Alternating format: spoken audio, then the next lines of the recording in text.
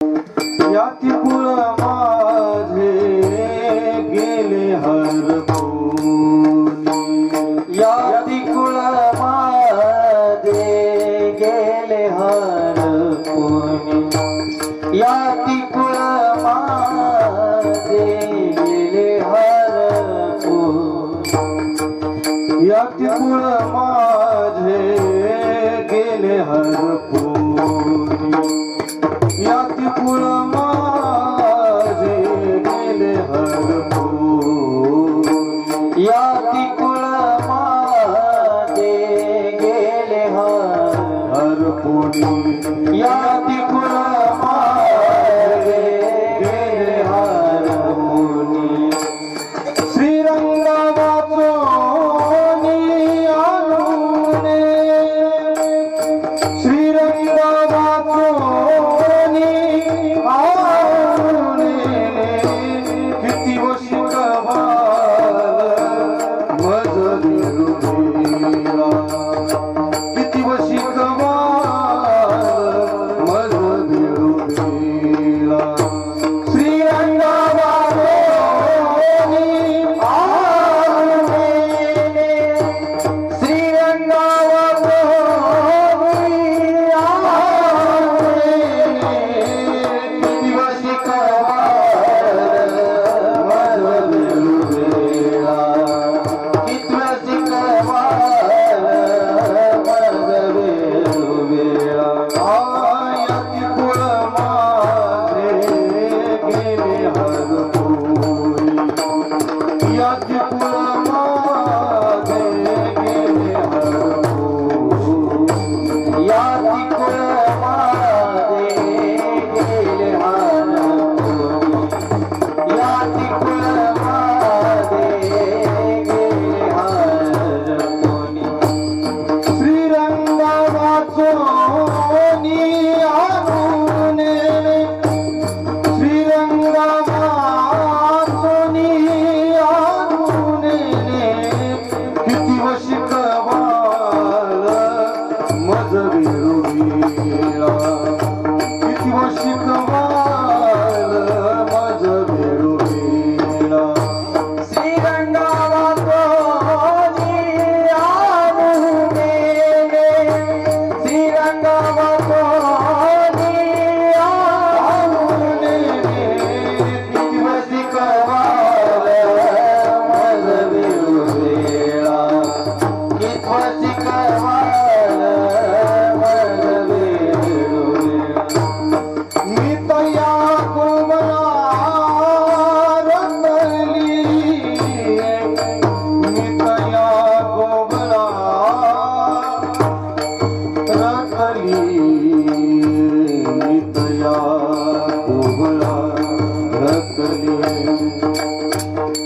मी तया कोमला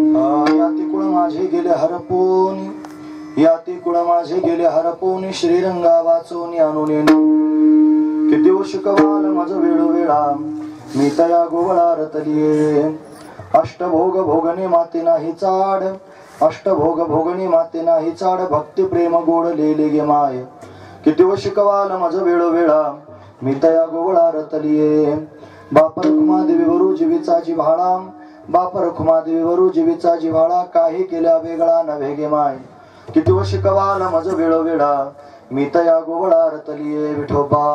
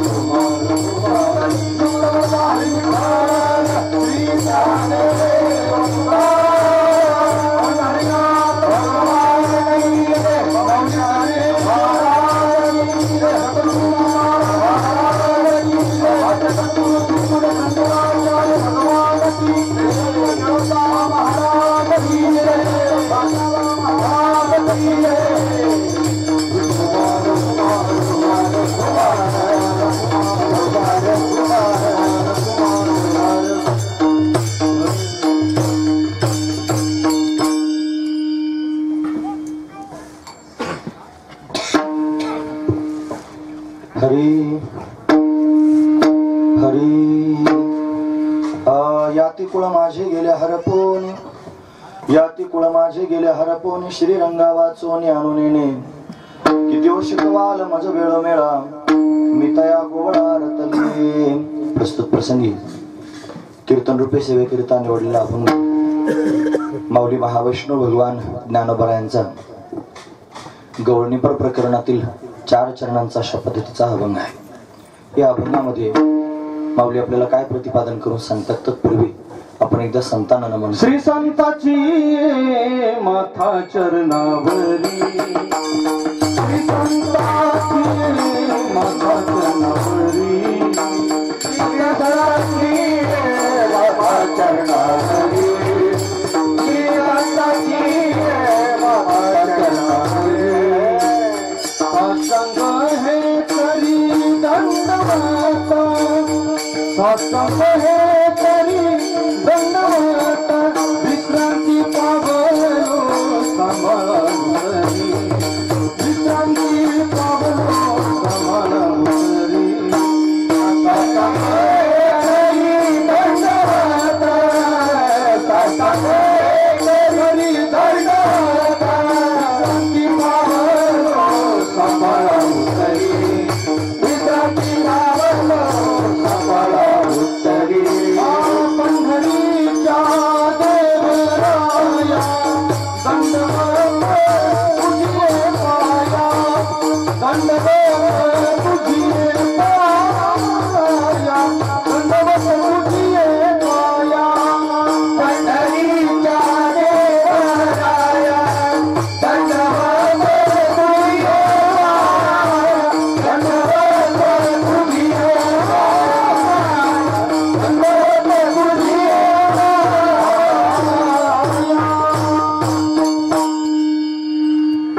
साष्टांग हे करी दंडवत विश्रांती पावलू सांभाळा उत्तरे वाढले अंतरी प्रेम सुख याती कुळ माझे गेले हरपोनी याती कुळ माझे गेले हरपोनी श्रीरंगा वाचोनी आणून येणे किती व शिकवाल मज वेळोवेळा मी तया गोवळा रतलिये प्रस्तुत आहे।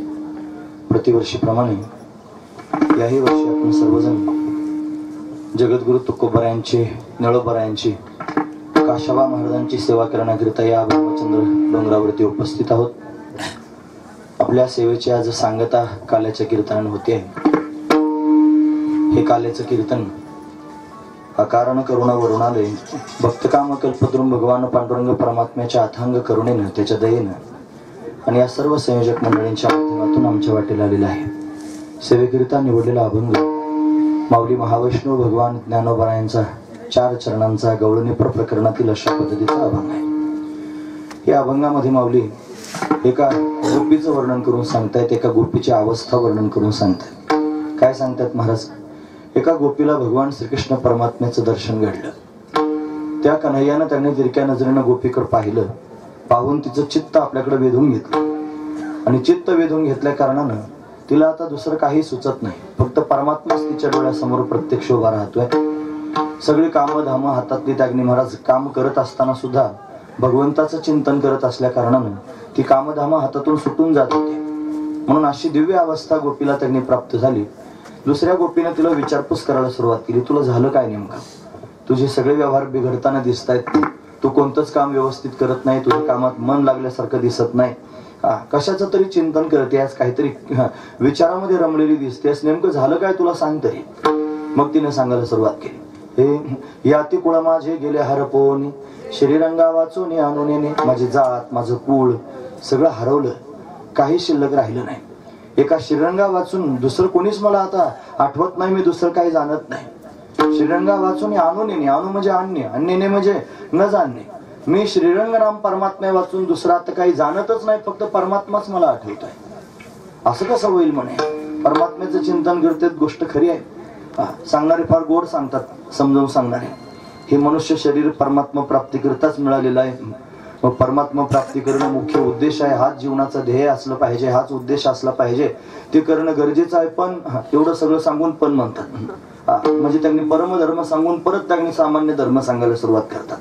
हे सगळं जरी असलं तरी सुद्धा संसार पण केला पाहिजे, प्रपंच पण केलं पाहिजे. त्याच्यात राहून त्यातले त्यात हे सगळं केलं पाहिजे. हे पंचनंतरचं असतं.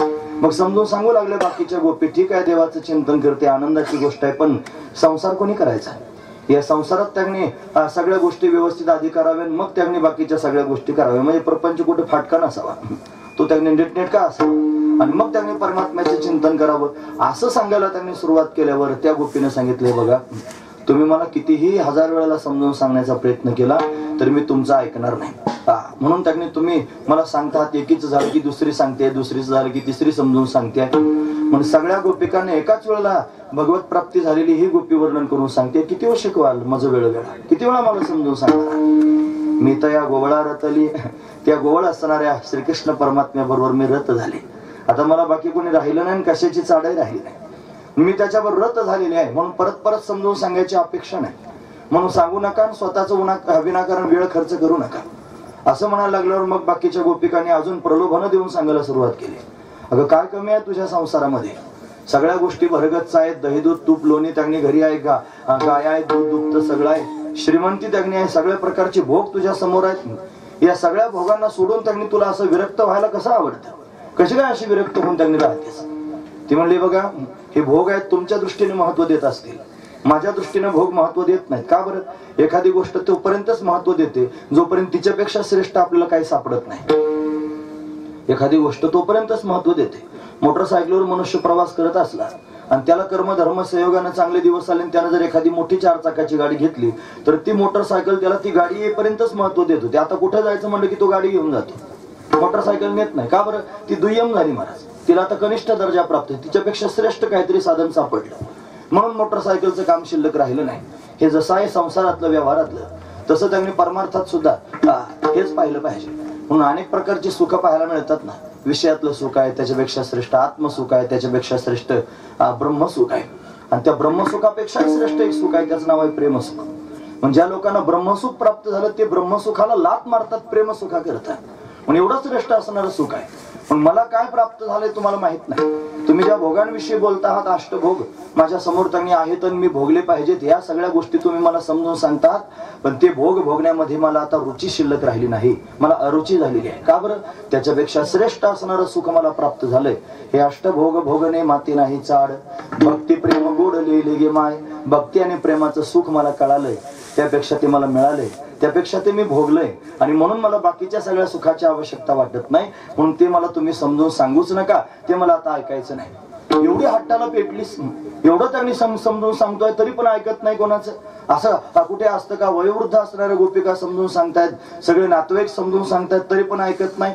मग तिने निश्चयात्मक बुद्धीने सांगून टाकलं महाराज. ती म्हणते तुम्ही मला अनेक वेळेला समजून सांगतात, मी तुम्हाला समजून सांगू नका म्हणते, तुम्ही तुमचा वेळ खर्चू नका असं मी म्हणते, तरी पण तुम्ही मला सांगतात, तर मग ऐकायचं. ज्या परमात्म्याचं मी चिंतन करते, ज्याच्याशी मी रत झालेले आहे, तो सगळ्या जगाचा बाप आहे, रखुमाईचा त्यांनी वर आहे आणि तो माझ्या जीवाचा जिव्हाळा आहे. म्हणून अखंड तो त्यांनी माझ्या ठिकाणी एकरूप झालेला आहे, मी त्याच्या ठिकाणी एकरूप झालेले. आता वेगळं होण्याचं काही काम शिल्लकच राहिलं नाही. तुम्ही मला ओढून त्याच्यापासून वेगळं करण्याचा प्रयत्न कराल तरी सुद्धा तो माझ्यापेक्षा, मी त्याच्यापासून वेगळे होणार नाही. का तर ते माझं स्वरूप आहे असं मला कळालेलं आहे. सगळ्या गोष्टी त्यांनी महाराज एकमेकापासून वेगळ्या केल्या जातील, पण स्वतःचं स्वरूप मात्र स्वतःपासून वेगळं केलं जात नाही. म्हणून त्यांनी महाराज त्याचा संबंध आहे आणि तो त्यांनी महाराज अभेदाचा संबंध प्राप्त झालेला आहे. आतापर्यंत भेद दृष्टीनं भेद वृत्तीनं त्यांनी सर्व वागणूक त्यांनी होत होती, पण आता अभेदाचं ज्ञान प्राप्त झालं आणि तो त्यांनी माझ्या जीवाचा जिव्हाळाच आहे असं मला पक्क कळालेलं आहे. किती ओढाताण केली तरी आता मी त्याच्यापासून वेगळे होणार नाही. हे बाप रखुमादेवीवरू जीवेचा जिव्हाळा, काही केला वेगळा नव्हे माय. संयोग संबंध आणि समवाय संबंध कळतो की नाही आपल्याला. संयोगानं त्यांनी कपाळाला लावलेला गंध हा त्यांनी महाराज त्याचाही रंग आहे आणि कपाळाचा रंग त्याचा पण रंग आहे, पण कपाळाला लावलेला जो गंध आहे त्याचा जो रंग कपाळावर त्यांनी दिसतो हा संयोग संबंधाने, आणि कपाळाचा जो असणार रंग आहे हा समवाय संबंधाने. म्हणून तर त्यांनी महाराज तो कधीच घालवला जाऊ शकत नाही. महत्वाचा विचार आहे. हे जसं आहे ना तसं माझं स्वरूप त्यांनी माझ्यापासून कोणी वेगळं करू शकत नाही असं त्यांनी गोपी स्पष्ट शब्दात सांगते. मग किती वेळा तुम्ही समजून सांगणार आहात, किती वेळ शिकवायला माझं वेळोवेळा. मी तया गोवळा रतली त्याच्याशी रत झालेली आहे असा गोपीने निर्णय देऊन टाकला आणि ती गोपीची असणारी दिव्य ही स्थिती सर्व लोकांना कळाली आणि तीच स्थिती तीच अवस्था त्यांनी माऊली ज्ञानोबारायांनी सर्व जगाच्या समोर या गवळणीच्या माध्यमातून प्रगट केली. असा अभंगाचा सरळ अर्थ आपण पाहिला.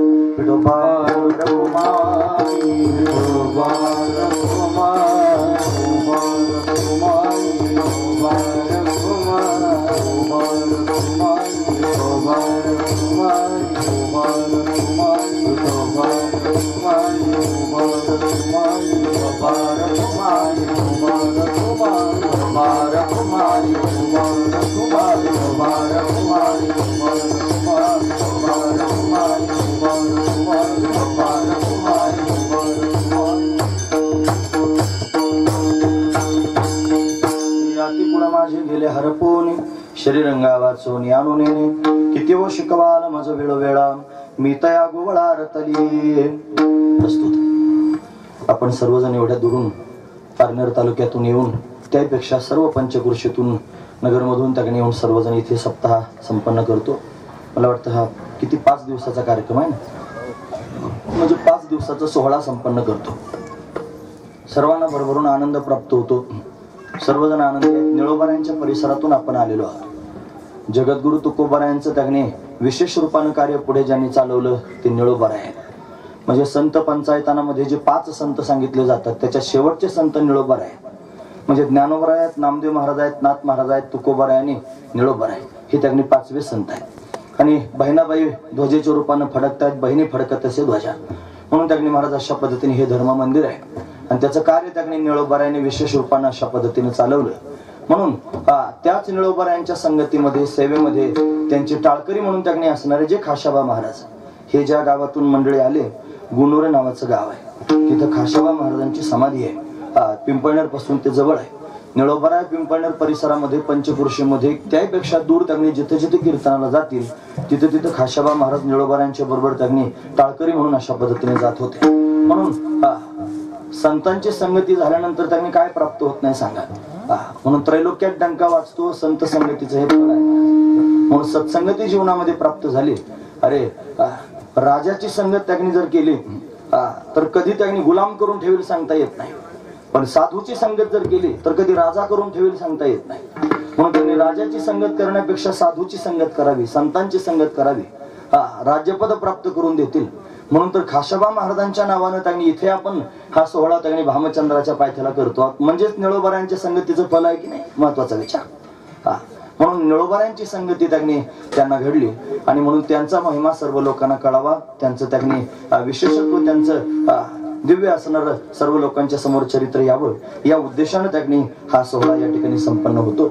सर्व संयोजक मंडळी अट्टहास करताच, कोणीच आवडा निवड्यासारखं नाही, सर्वजण एक मुखानं उभे आहेत, एकजुटीने त्यांनी कार्य करत आहेत आणि म्हणून तर किती वर्ष झाले आता हे 4थं वर्ष, 4 वर्षापासून अविरतपणे हा सोहळा या ठिकाणी होतोय. मागच्या वर्षी सुद्धा आपण काल्याची सेवा केली होती, या वर्षी सुद्धा आता हे काल्याचं कीर्तन आहे. एक वर्षी मला वाटतं पहिल्या दिवसाची होती, सदा नाम घोष करू हरिकथा, त्याने सदा चित्ता समाधान अभंग चिंतना करता होता. मागच्या वर्षीचं मला आठवत नाही आता, पण या वर्षी आता आपण हा गोपिकांचं चिंतन करणारा अभंग महाराज मंडळीने सुचवलेला आहे. अतिशय गोड असणारा, सुंदर असणारा अभंग आहे. थोड्या वेळ चिंतन करायचं आहे, कारण सर्वांना आता परतीचा प्रवास आहे. म्हणजे माणसं वारीला जातात, सप्ताहाला जातात, सगळीकडे जातात, पण अगदी निवांत त्यांनी सगळं चालतं. मग निर्धारित वेळ त्यांनी पूर्ण झाली की मग फार घाई करतात महाराज. म्हणजे ते धार काढायच्या वेळेला वासरू सोडलं जातं ना खुटीचं, की ते जसं गायीच्या दिशेनं पाठीवर शेप टाकून धूम ठोकून पळतं ना, असे त्यांनी महाराज कार्यक्रम झाल्यावर घरी जाण्याच्या दिशेने लोक धूम ठोकून पळतात, शेपूटवर टाकून वासरासारखे. अशी सगळ्यांचीच अवस्था असते, तुमचीच नाही. काय तुम्हाला हिनवण्याकरिता सांगतोय असं नाही, पण वस्तुस्थिती सांगायला काय त्रास आहे, माझी वस्तुस्थितीच आहे. म्हणून सगळे वारकरी आपण पाहतोच ना, पौर्णिमा सुद्धा होऊ देत नाही, आम्ही द्वादशीलाच पळतो, असं त्यांनी घडतं. म्हणून सर्वांना जाण्याची घाई पण आहे. आपल्याला एक डोंगरावरती त्यांनी कार्यक्रम आहे, थोडा वेळ भगवंताचं चिंतन करायचंय. श्रीकृष्ण परमात्म्याचं चरित्र काल्याच्या कीर्तनामध्ये सांगावं. काल्याचं कीर्तन हे पूर्णत्वाचं कीर्तन आहे, काल्याचं कीर्तन हे कलशाचं कीर्तन आहे, काल्याचं कीर्तन हे प्रसादाचं कीर्तन आहे. याला अनेक अंगाने त्यांनी पाहता येईल. म्हणून त्यांनी महाराज पूर्ण झाला सप्ताह, त्याचं त्यांनी हे प्रतीक आहे. वारकरी संप्रदायामध्ये आपल्या सगळ्या कार्यक्रमांची सांगता काल्याच्या कीर्तनाने होत असते, म्हणून त्यांनी हा काला होणार आहे. आणि काला करीती संत जन, सगळ्यांच्या समवेत काला करायचा असतो. बरं झालं तुम्ही आलात, ढोरे महाराज त्यांनी आले, फार समाधान वाटलं. जे सगळ्या सप्ताहाचं नियोजन सोडून तुम्ही सर्वजण इकडे आलात, आनंदाची गोष्ट आहे महाराज. माझ्या मनात असं आलं होतं की आपण ढोरे महाराजांना म्हणावं की इकडे काल्याच्या कीर्तनाला जायचं, तुम्ही चला. पण मी जीभ रेटून तो असं म्हणायचं त्यांनी प्रयत्न करतो, पण म्हणलो नाही. या नाही कोणाला म्हणलो नाही. मग का म्हणलो नाही त्याचं कारण तुमच्याकडे एवढी जबाबदारी आहे, मग कसं काय तुम्ही येणार. पण ते माझं म्हणणं त्यांनी माझ्या श्याम सुंदराला कळतं, खरोखर म्हणजे निश्चितच त्याला कळतं. आणि त्याला कळलं की तो बरोबर त्या पद्धतीने सगळ्या गोष्टी करून देतो माणूस. आपापच आता आमच्या पावला ते पक्क अनुभवालाच येत नाही, प्रत्येक गोष्ट अनुभवाला येते. म्हणून काही सांगायची गरज पडत नाही, बऱ्याच गोष्टी आपापच होतात. त्या गाडीत बसून प्रवास करायला लागून फार मूळव्याधाचा त्रास होतो, त्याला खालून लेदर आहे. आता आपण जर त्यांनी म्हणलो ह्या गाडीवाल्यांना की अहो तुम्ही एखादं त्याच्यावर आसन बिसन काहीतरी आणून टाका, तर ते म्हणणं म्हणजे फार आयटूपणा माझा झाला असता. मी अजिबात जीभ रेटली नाही, म्हणलं मरू दे, जाऊ दे, जे होईल ते. आपण घरी गेल्यावर घेऊन घरात लक्षात राहील नाही, काय माहिती त्यांना काय डोकं सुचलं, ती गेली नाही आसन घेऊन आले टाकलं त्याच्यावर. का सांगतो कशाकरिता, आमचं सगळं त्याला कळतं आणि तो बरोबर सगळं काय करतो. फक्त त्याच्याकरिता जीवन जगायची गरज आहे महाराज. तुम्हाला तुमचं काहीच करायची गरज पडणार नाही, सगळं करतो. त्यापेक्षा भक्तांचा हग्न मुतन सुद्धा करतो महाराज, याच्यापेक्षा काय सांगू. ते ऋणवय पण देखोनी अंगी, मी आपुल्याच उत्तरणत्वा लागी आणि भक्ताची अतनु त्यागी परिचर्या करी. सेवा करतो महाराज भक्तांची, त्याचा स्वभाव आहे. म्हणून त्याच्या स्वभावाकडे वळालं की गाडी दुसरीकडे जाईल माझी. मग चरित्र कसं मी सांगेन आता. म्हणून दयानिधी असणारा भगवान, दयेचा समुद्र असणारा भगवान भक्तांवर प्रेम करतोय. सर्व भक्तांना त्यांनी बंधनातून मुक्त करण्याकरिता स्वतः बंधनात आला. त्यानं नाम आणि रूपाचं बंधन धारण केलं. नामरूप हे त्यांनी बंधनच आहे, पण त्यानं स्वीकारलं महाराज. आपण सर्वजण बंधन मुक्त होण्याकरिता प्रयास करतो आणि देव बंधनात त्यांनी येतोय. का बरं तुम्हाला ते सांगतो, महत्वाची गोष्ट आहे. देव त्यांनी सामान्य रूपानं सर्व ठिकाणी भरलेला आहे. देवाला पण विलक्षण सुखाची अपेक्षा आहे आणि आपल्याला पण विलक्षण सुखाची अपेक्षा आहे. मग आपल्याला जर विलक्षण सुख प्राप्त करून घ्यायचं असलं तर आपण काहीतरी केलं पाहिजे वेगळं, आणि देवाला जर विलक्षण सुख प्राप्त करून घ्यायचं असलं तर त्यानं काहीतरी केलं पाहिजे वेगळं. काय वेगळं केलं पाहिजे. तो सामान्य रूपानं भरलेला आहे ना, त्याला विशेष व्हावं लागेल.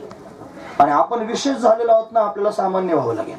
आपण विशेष झालो, तुम्ही झालो बुवा, तुम्ही सगळेजण बुवा म्हणायला लागले, महाराज म्हणाले. हे लोक पाया पडल्यावरून फार छान म्हणल्यावर आमदार झाल्यासारखंच वाटतंय. खरंच ना, एवढं त्यांनी आभाळात उडण्यासारखं वाटतं. असं वाटतं काय करावं आता, हे लोक काय म्हणतायत. अशी अवस्था त्यांनी चित्ताची तयार होते. म्हणजे विशेष झालं की नाही, जोपर्यंत मी बुवा आहे, जोपर्यंत मी अमक्याचा मुलगा, अमक्याचा भाऊ, अमक्याचा बाप, अमक्याचा अमुक आहे, तोपर्यंत मी विशेष आहे. जोपर्यंत मी विशेष आहे तोपर्यंत मला परमात्म्याचं सुख मिळणारच नाही, कधीच नाही मिळणार. मग मी काय करावं, मी सामान्य व्हावं लागेल. तुका म्हणे जाण आणि व्हावे लहानाहून लहान, लहानाहून लहान झालं पाहिजे, सामान्य झालं पाहिजे. मग भक्तानं काय व्हायचं? सामान्य व्हायचं. आणि देव सामान्य रूपानं सर्वत्र भरला ना महाराज. देव नटना नाना परी आणि भरणी उरला चराचरी. तो झाडा झुडपांमध्ये आहे, मातीत आहे, दगडात आहे, वाऱ्यात आहे, आकाशात आहे, अग्नीत आहे, पाण्यात आहे, सगळ्या ठिकाणी गच्च भरला. त्याच्या वाचून काहीच नाही. विठ्ठल जळीस्थळी भरला. येरू म्हणे काष्टी पाषाणी सकळ आहे वनमाळी जेथे तेथे सगळ्या ठिकाणी समान रूपानं व्यापक आहे. हा सर्व ठिकाणी व्यापक असणारा सामान्य असणारा परमात्मा तो त्या रूपात सुख घेऊ शकत नाही. त्याला जर आनंद घ्यायचा म्हटलं तर त्या परमात्म्याला विशेष व्हावं लागेल. म्हणून परमात्म्यानं सामान्यत्व त्यांनी सोडलं, तो विशेष झाला. आणि भक्तांनी विशेषत्व सोडलं, ते सामान्य झाले. म्हणून ज्या वेळेला अशा पद्धतीने दोघे एकत्र आले तेव्हा खऱ्या अर्थानं जे झालं त्याचं नाव आहे सुख, त्याचं नाव आहे आनंद. तोच परमानंद आहे मला. सगळ्या भक्तांना मिळाला. देवाला त्याची आवश्यकता आहे. थोर प्रेमाचा भुकेला आणि हाची दुष्काळ तयार. त्याला भूक आहे प्रेमाची. देवाला कुठे भूक आहे का महाराज? पण आमच्या शास्त्रात भूक लागते. म्हणून आता घरची उलटी खून आणि पाण्याला मोठी लागली तहान. ही पाण्याला लागलेली तहान आहे महाराज. म्हणून त्यांनी महाराज वळचळीचं पाणी आणि आढ्याला गेलं असं आपण म्हणतो की नाही. हे सगळं उरफाट झाल्यासारखं दिसतं ना. त्याचं कारणच आहे जे सनातन असणारं ब्रह्म आहे, जे व्यापक असणारं ब्रह्म आहे, जे सत्य चैतन्य आनंद स्वरूप असणारं ब्रह्म आहे, ते स्वतः सुखरूप असून त्यांनी महाराज सुखाकरिता धावताय. गायीच्या मागे धावताय, गोपाळांच्या मागे धावताय, गोपिकांच्या मागे धावताय. कशाकरिता? फक्त सुखाकरिता, फक्त प्रेमाकरिता. त्याला प्रेमाची आवश्यकता आहे आणि ते प्रेम त्याला या माध्यमातून विशेष रूपानं प्रगट होऊन त्यांनी प्राप्त करावं लागतं. म्हणून तो विशेष रूपानं आला. अनेक युगांमध्ये आला. त्यानं त्यांनी अनेक युगांमध्ये अवतार धारण केले. हा सत्ययुगामध्ये नरसिंहासारखी वराहासारखी रूप धारण करून आला. यानं वामन परशुरामाचं रूप त्यांनी धारण केलं. हा त्रेतायुगामध्ये राम रूपात प्रगट झाला. यानं त्यांनी रावण कुंभकर्णांचा निपात करून टाकला. हा परमात्मा त्यांनी द्वापार युगातही प्रगट झाला. हा प्रगट होऊन त्यांनी महाराज दुष्टांचा संहार करण्याकरिता आलेला आहे. हातामध्ये चक्र गदा त्यांनी घेऊन हेच काम करतो. काय काम करतो महाराज वर्णन करून सांगतात. भक्त राखी पायापाशी,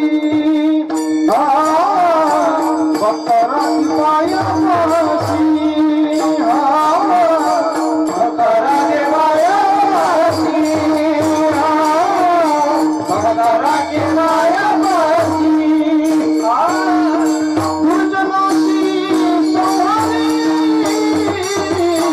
दुर्जनाशी संहारी,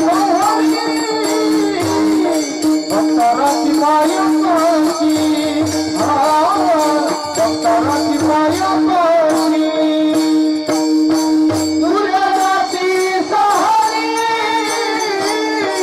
दुर्जनाशी संहारी, भक्त राखी पायापाशी, भक्त राखी पायापाशी.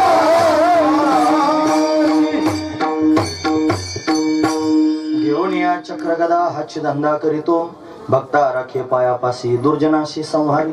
चक्र घेतो, गदा घेतो. कौमुदी नावाची गदा आहे त्याची. सुदर्शन नावाचं चक्र आहे. पांचजन्य नावाचा शंख आहे. वाजला की दुष्टांचं हृदय त्यांनी फुटू पाहत अशी त्याची अवस्था. असा असणारा शारंग नावाचं धनुष्य ज्याच्या हातात आहे तो शारंग पाणी आहे. शारंगधर असं त्याला म्हणतात. भक्तांकरता आयुध धारण करतो आणि प्रगट होतो. प्रत्यक्ष दुष्टांचा संहार करतो. त्याचा धंदाच आहे महाराज. धंदेवाईक आहेत सगळे. देव पण धंदेवाईक आणि भक्त पण धंदेवाईक आहेत. देव काय धंदा करतो म्हणे हाची धंदा करतो आणि दुष्टांचा संहार करतो. भक्त काय धंदा करतात म्हणे दिनरजनी हाची धंदा, गोविंदाचे पोवाडे. ऐकणे धंदा शब्द म्हणून त्यांनी चुकीचा लावायचा नाही, असाच लावायचा. भक्तांचा धंदा दिनरजनी हाची धंदा, गोविंदाचे पोवाडे. आणि देवाचं काय काम आहे म्हणे घेऊन या चक्र गदा हाची धंदा करतो. ते त्याच्याकरिता धंदा करतात म्हणून तो त्यांच्याकरिता धंदा करतो. महत्वाचा विचार आहे. त्यांना सांभाळण्याकरिता यावं लागतं महाराज देवाला. म्हणून जेव्हा जेव्हा वेदावर, शास्त्रांवर, संतांवर, गोमातेवर, यज्ञावर, ब्राह्मणांवर आघात होतो तेव्हा परमात्म्याला यावं लागतं. पण असं झालं द्वापार युगामध्ये फार दुराचारी जन्माला आले आणि त्या दुराचार्यांनी त्यांनी पाप करायला सुरुवात केली आणि त्या पापाचा प्रभाव त्यांनी वाढू लागला. आणि मग त्यांनी पृथ्वीनं भगवंताचं स्तवन केलं. भगवंतानं ते ऐकलं. मग आकाशवाणी झाली. आकाशाची वाणी सांगे सकळासी, तळमळ मानसी करू नका, तळमळ करू नका. देवकीच्या गर्भा येईल भगवान, रक्षिल ब्राह्मण गाई भक्त. देवकीच्या घरी भगवान येणार आहे. देवकी ही त्यांनी कंसाची चुलत बहीण आहे. हा कंसच मुख्य डाकू आहे महाराज. मुख्य खलनायक कंस आहे. या कंसानं त्यांनी महाराज सर्वांना त्रस्त करून टाकले. हा मोठा विजय झाला होता. याला त्रैलोक्यावर विजय प्राप्त करायचं होतं. भगवान शंकराने विजय होण्याचा आशीर्वाद त्याला दिला होता. त्याच्या हातात त्यांनी धनुष्य होतं, परशुरामानं दिलेलं, आणि त्या धनुष्याच्या बळावर त्याने त्रैलोक्यावर विजय प्राप्त केला. देवदेवता कंसाचं नाव काढलं तरी घाबरत होतो. देवांना मरण नाही महाराज. ते जे जोपर्यंत स्वर्गात राहतात आणि अमृत पितात ना तोपर्यंत त्यांना मरण नाही, म्हणून तर त्याला अमरपुरी म्हणतात. पण कुठपर्यंत त्यांनी जोपर्यंत अमृत पितात तोपर्यंतच. पण अमृत प्यायला मिळेल कुठपर्यंत? जोपर्यंत स्वर्गात राहतात तोपर्यंत. स्वर्गात राहतील कुठपर्यंत? जोपर्यंत पुण्य आहे तोपर्यंत. पुण्य संपलं की परत मागे क्षणे पुण्य मूर्त्या मर्त्य लोकम विशंती. परत त्यांनी पुण्याची पावटी सरे सवेची इंद्रपणाची उटी उतरेन येऊ लागते माघारी मृत्यू लोक. त्यांना परत मृत्यू लोकात यावं लागतं. अमरपुरीत गेल्यानंतरच अमर. पण स्वर्गीची अमर म्हणण्याचं तात्पर्य ते अमृत पिऊन माणूस कायमचा अमर नाही होत. ते ॲलोपॅथीच्या औषधासारखं आहे अमृत. तिथं त्यांनी जोपर्यंत त्याचा प्रभाव तोपर्यंत काम करतं. प्रभाव संपला की काम करणं पण बंद करतं. परत यावं लागतं महाराज जन्माला. म्हणून त्यांनी घाबरून पळतात. मरण नाही देवतांना, पण घाबरून पळतात त्यांनी दैत्यांना भिवून. हा दैत्यासारखाच आहे कंस. याला भिवून त्यांनी सर्व देवता त्रस्त झाल्या होत्या. आणि म्हणून तर त्यांनी महाराज त्याच्या त्रासातून मुक्त करण्याकरिता भगवंताने सांगितलं देवकीच्या गर्भात येईल भगवान. मग त्यांनी आकाशवाणी झाली. सर्वांना त्यांनी समाधान वाटलं. देवकी कंसाची चुलत बहीण आहे. तिथं कंसाने तिचा विवाह त्यांनी वसुदेवाबरोबर करून दिला. वसुदेव हा सौरी गावात राहत होता. शूरसेनाचा मुलगा आहे तो. त्यांनी यमुनेच्या काठावरच ते गाव आहे सौरी गाव. तिथं असणार राजा शूरसेन, त्याचा मुलगा हा वसुदेव. त्याच्याशी विवाह करून दिला. विवाहातच विघ्न आलं. आकाशवाणीने सांगितलं की कंसा मूर्खा, जिची वरात मिरवतो आहेस तिच्याच पोटी आठवा येऊन तुला मारेल. विवाह संपन्न होऊन हा वरात मिरवत होता. कंस स्वतः सारथी झाला होता. मग आकाशवाणीने असं सांगितल्यावर कंस घाबरला. त्यानं देवकीला मारहाण करायला सुरुवात केली. वसुदेवानं हात पकडला. सांगितलं मारू नकोस, ती माझी पत्नी आहे. मी तिचं पाणी ग्रहण केलेलं आहे. कन्यादान करतात ना तसं पाणी ग्रहण पण करतात. म्हणजे त्यांनी महाराज पत्नीचा स्वीकार अशा पद्धतीने करणं. म्हणून मारू नकोस, माझ्याशी युद्ध करावं लागेल. मग काय करू म्हणला हे बघा आम्हाला बंदीखान्यात नेऊन टाक. जेवढी मुलं होतील तुला देऊन टाकू. म्हणून त्यांनी खरोखर बंदीखान्यात नेऊन टाकलं. 6 लेकरं झाली. कंसाने 6ची 6 मारली. 11 वाजले होते ना म्हणून त्यांनी 6 लेकरं मारून टाकले. 7वा गर्भ आला आणि योग मायना तो गर्भ त्यांनी पळवला. तो पळवल्यानंतर त्यांनी महाराज रोहिणीच्या गर्भात नेऊन स्थापन केलं.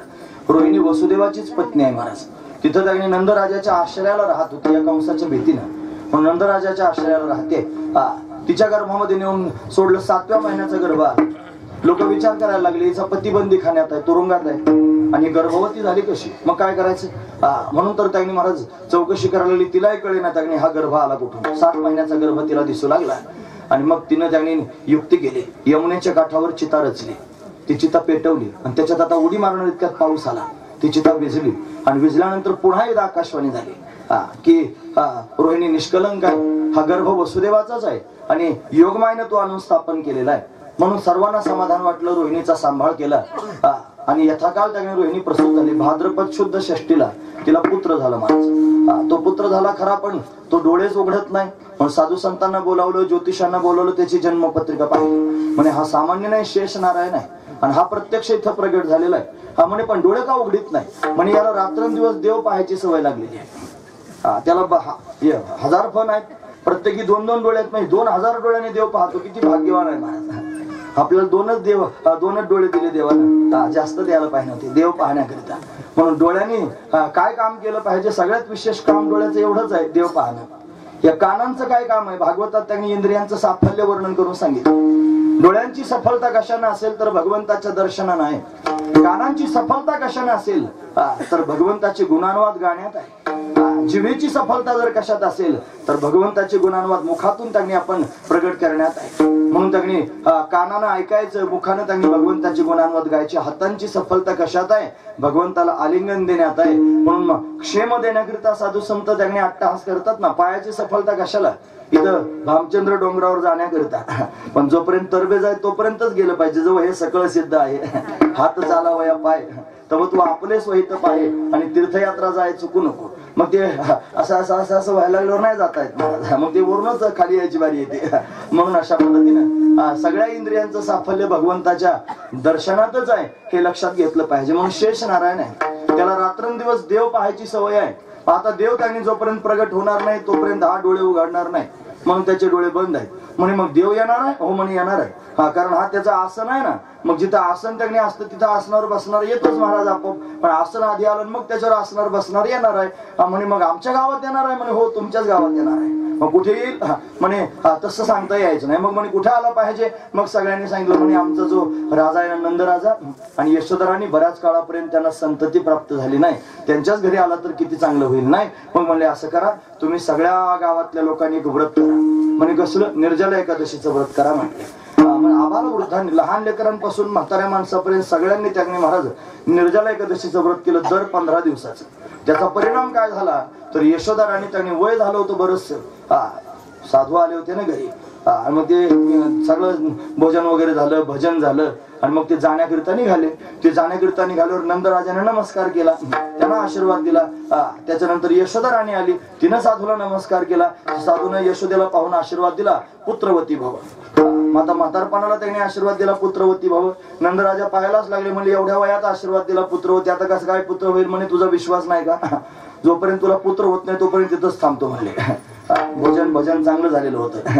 मग काय हरकत आहे वर्षभर थांबायला एका जागेवर. म्हणून त्यांनी मला थांबतो, तुला जर खोटं वाटत असलं तर. हो म्हणे तुमच्या शब्दावर विश्वास आहे. साधूच्या शब्दात ताकद असते मला. साधूच्या शब्दाकरता तिन्ही देवांना सुद्धा प्रगट व्हावं लागतं. म्हणून अलंकापुरामध्ये त्या सुवर्ण पिंपळाखाली साधूच येऊन बसला होता महाराज. ज्यांना रामानंद म्हणतात, श्रीपाद म्हणतात, काय कोणाला म्हणायचं असेल मला संन्याशी होता, एवढंच मला कळत. या संन्यासाला नमस्कार करण्याकरिता रुक्माई गेली, जिचं नाव मीनाक्षी आहे. नमस्कार केला आणि त्या साधूने आशीर्वाद दिला, पुत्रवती भव. तिने रडायला सुरुवात केली, का रडती आहेस. सांगितलं कसा पुत्र होईल, माझे पती परागंदा होऊन गेले आणि संन्यास घेऊन गेलेले, आता कसा पुत्र होईल. मग त्यांच्या मुखातले शब्द आहेत, माझा साधूचा शब्द देव खोटा करणार नाही, तुला निश्चित पुत्र प्राप्त होणार आहे. महत्वाची गोष्ट आहे महाराज. म्हणून साधूच्या शब्दाकरिता 3 देव पोटाला आले, सगळ्यात मोठी गोष्ट आहे महाराज. मग साधूने आशीर्वाद दिला, पुत्रवती भव. यशोदेला आनंद झाला आणि म्हणूनच त्या ठिकाणी अशा पद्धतीनं गर्भवती झालेली आहे. सर्वांना इकडे आनंद आहे. तिकडे कारागृहामध्ये 7वा गर्भ गळून गेला होता ना, कंसाला आहे समाधान वाटलं तुम्हाला. बघा 6 मारून टाकले, मला 7वा गर्भ माझ्या भीतीने गळून गेला.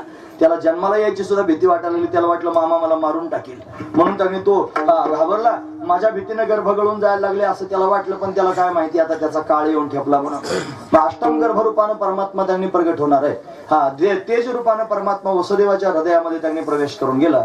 वसुदेवाच्या हृदयातून देवकीच्या हृदयात परमात्म्यानं प्रवेश केला, दिव्य तेज रूपानं. आपल्यासारखा देव जन्माला येत नाही. आपण सगळे त्यागणे महाराज आईच्या गर्भात असतो, खाली डोकं वर पाय त्यागणे असतं, नाकी तोंडी कृमी किडे गर्भवासाचे दुःख गाडे कवना पुढे सांगावे, अशी आपली अवस्था. त्यापेक्षा माऊली म्हणतात न साहे पाशानं फुटती भयकाप चित्ती भर. मला वाटतं तुकोबर यांचंच प्रमाण आहे, न साहे पाशानं फुटती भयकाप चित्ती भरला असे. म्हणून अशी असणारी त्यांनी अवस्था गर्भवासाची आहे. देव आपल्यासारखा गर्भवासाला येत नाही. देवाचं जन्म कर्म त्यांनी दिव्य आहे महाराज. तो दिव्य रूपानं प्रगट होतो, तेज रूपानं त्यांनी प्रगट झाला, त्याचं तेज वाढू लागलं. कंसाचं हृदय जळू लागलं. देवकीचे तेज दिसत जैसा सूर्य आणि कंसाचे हृदय जळत असे कंस व्याकुळ होऊ लागला.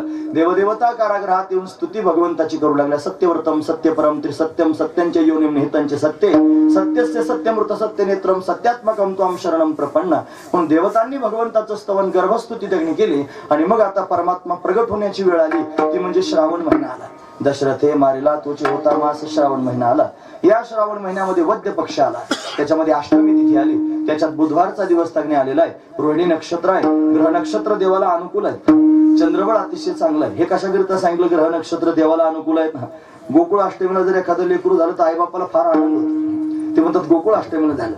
अरे पण गोकुळ अष्टमीला झाल्यावर होतं काय काय बघा ना. जन्म झाल्याबरोबर लगेच आई बापाला टाकून गेलं, महत्वाचा मुद्दा. बरं 4 दिवसाचं नाही झालं तर लगेच मारेकरी घातले, पुढचा मुद्दा. बरं किती संकट, अग्नी प्यावा लागला काय, पाण्यात बुड्या माराव्या लागल्या काय, काय काय काय विष प्यावं लागलं काय, काय काय करावं लागलं. म्हणजे गोकुळ अष्टमीला जन्माला येणं तेवढं सोपं नाही. आपल्याला फार कौतुक वाटतं गोकुळ अष्टमीला लोक अरे किती आघात, हे ऐकायला फार सोपं वाटतं आणि छान वाटतं महाराज आपल्याला. पण तो देव आहे, तो समर्थ आहे, सगळ्या गोष्टी करतो. नाथांचं चरित्र तुम्ही ऐका, फार छान वाटतं ऐकायला. पण आत्मधून त्यांनी काही व्यथा आहेत त्या कोणाला दिसतात की जन्म झाल्याबरोबर आई वडील त्यांनी मरून गेले, आजोबांनी त्यांनी सांभाळ केला, देवाच्या प्राप्तीकरिता 8 तास त्यांनी केला आणि मग घरदार सोडून त्यांनी निघून गेले. आशुली भांजनला जाऊन त्यांनी तपश्चर्या केली. या सगळ्या गोष्टी आपण ऐकत नाहीत का. म्हणजे प्रतिकूलता जीवनात आलीच ना, प्रतिकूलतेचा अंग त्याच्यावर पडदाच पडतो महाराज. फक्त अनुकूलताच लोकांच्या समोर दिसते. अनुकूलतेला पाहून भुलून जायचं नाही, प्रतिकूलता पण कधीतरी पाहिली पाहिजे. पण देवाच्या चरित्रामध्ये पाहत असताना त्याने एवढ्या दैत्यांना मारलं, एवढ्या लोकांना आनंद दिला हे आपण पाहतो. पण मारण्याकरिता किती मारेकरी आले याचा विचार त्यांनी महाराज या अंगाने कोणीच करत नाही. पण तो समर्थ आहे, त्याच्यामध्ये शक्ती आहे. कर्तुम अकर्तुम अन्यथा कर्तुम शक्तीचा असणारा हा दाता तो त्याने महाराज अशा पद्धतीने समर्थ आहे म्हणून त्याने सर्व काही सांभाळलेलं आहे. सर्वांना सांभाळण्याकरिता लीलाच करून दाखव, ती सुद्धा त्याची लीलाच आहे महाराज. हा त्याने प्रगट झाला. तो श्रावण महिना त्याने आला, अष्टमी तिथी आली, रात्रीचे 12 वाजले. लख असणारा प्रकाश कारागृहामध्ये पडला. वसुदेव देवकी पाहू लागले. पाहता पाहता त्या प्रकाशाने आकृती धारण केली. चतुर्भुज असणारी 8 वर्षाची मूर्ती भगवंताची वसुदेव देवकीच्या समोर प्रत्यक्ष प्रगट झाली. वसुदेवाने विचारलं, देवा काही तपश्चर्या केली नाही, तू कसा काय आलास? मग सांगितले, बघा या जन्मातली तपश्चर्या नाही, गत जन्मातली तपश्चर्या आठवण करून दिली. मी तुम्हाला आशीर्वाद दिला होता, वरदान दिलं होतं, मी तुमच्या घरी येईन म्हणून त्याने एकदा कृष्णगर्भ होऊन आलो, दुसऱ्यांदा वामन होऊन आलो आणि तिसऱ्यांदा कृष्ण होऊन त्याने आता आलेलो आहे. मग ते येण्याचं आपलं ठरलं होतं, थांबायचं काही ठरलेलं नव्हतं. आता मला थांबायचं नाही, जायचंय नंदाच्या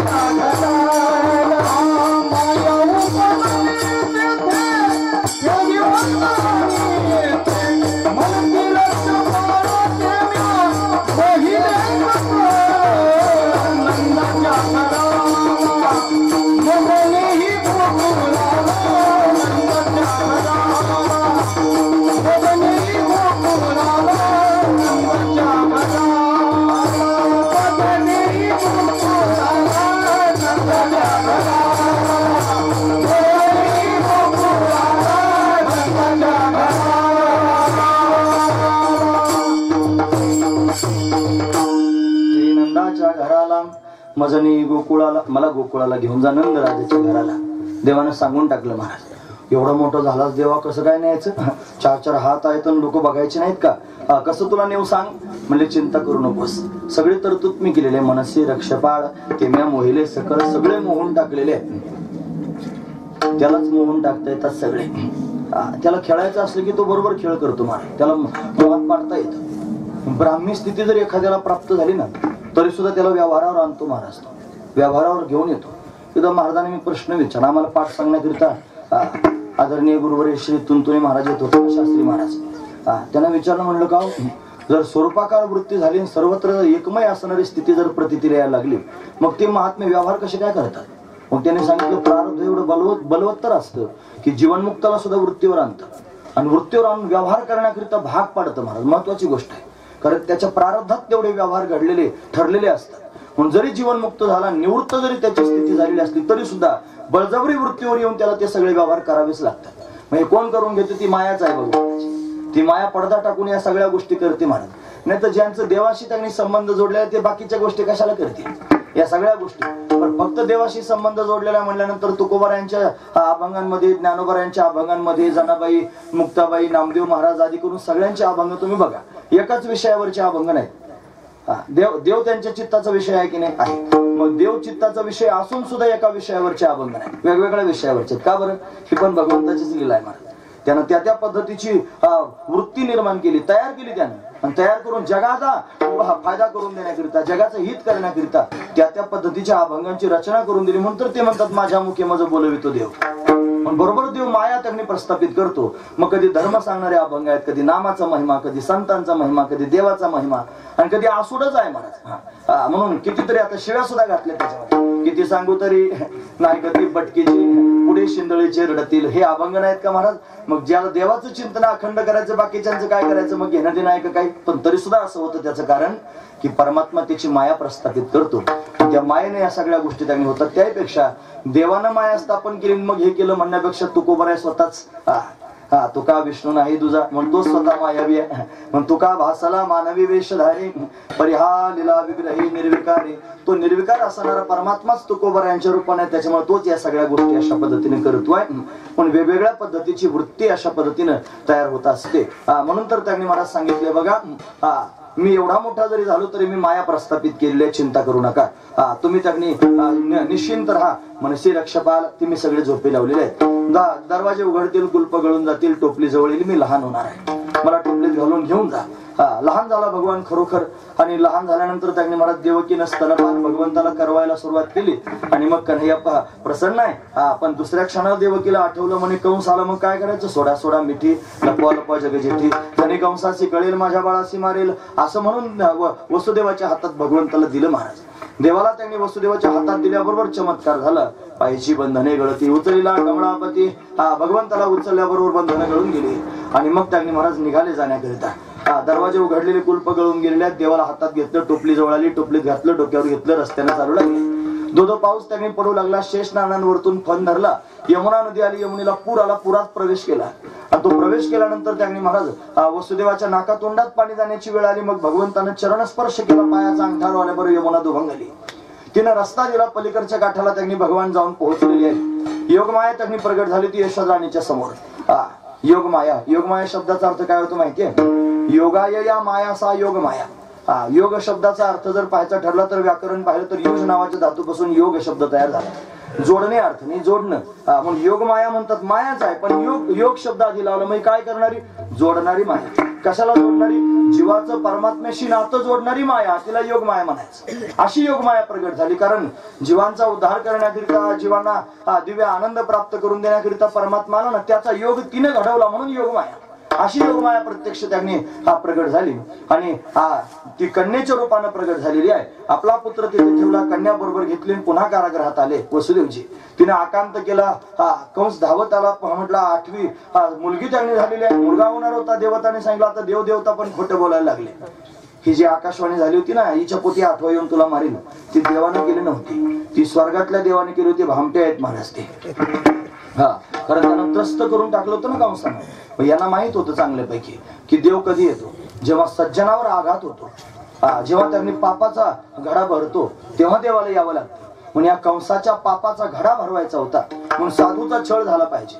म्हणून वसुदेव साधू आहे, साधू वृत्तीचा आहे. देवकी त्यांनी शुद्ध सत्वगुण आहे, म्हणून त्यांनी यांचा छळ झाला पाहिजे. म्हणून तर बंदीखान्यात त्यांना नेऊन टाकायला लावलं. हे देवतांचं कारस्थान होतं. आणि सांगून टाकलं, बर भगवान येऊन कंसाला मारणारच होता ना महाराज, मग आधी सांगायची काही गरज होती का? तो येणारच होता आणि याला मारणारच होता, तरी पण कशाला सांगितलं? जर सांगितलं नसतं तो उलट गुपचूप आला असता, मस्त त्यानं मारून टाकलं असतं. पण हे सगळं असं व्हावं म्हणून देवतांनी हे केलं. म्हणून देवदेवतांनी या सगळ्या गोष्टी केल्या होत्या. कंस त्यांनी पाहू लागलं, म्हणे ही मुलगी आहे, मला मुलगा असो की मुलगी, 8वी संतती आहे ना, मारली पाहिजे. हातात घेतली, गरगर फिरून आपटून मारणार इतक्या त्यांनी हातातून निसटली. आकाशात जाऊन उभी राहिली. कंसाला म्हणली, मूर्खा किम मया हातो मंदा, हे मंदा मूर्खा, मला काय मारतोस? तुला मारणारा माझ्या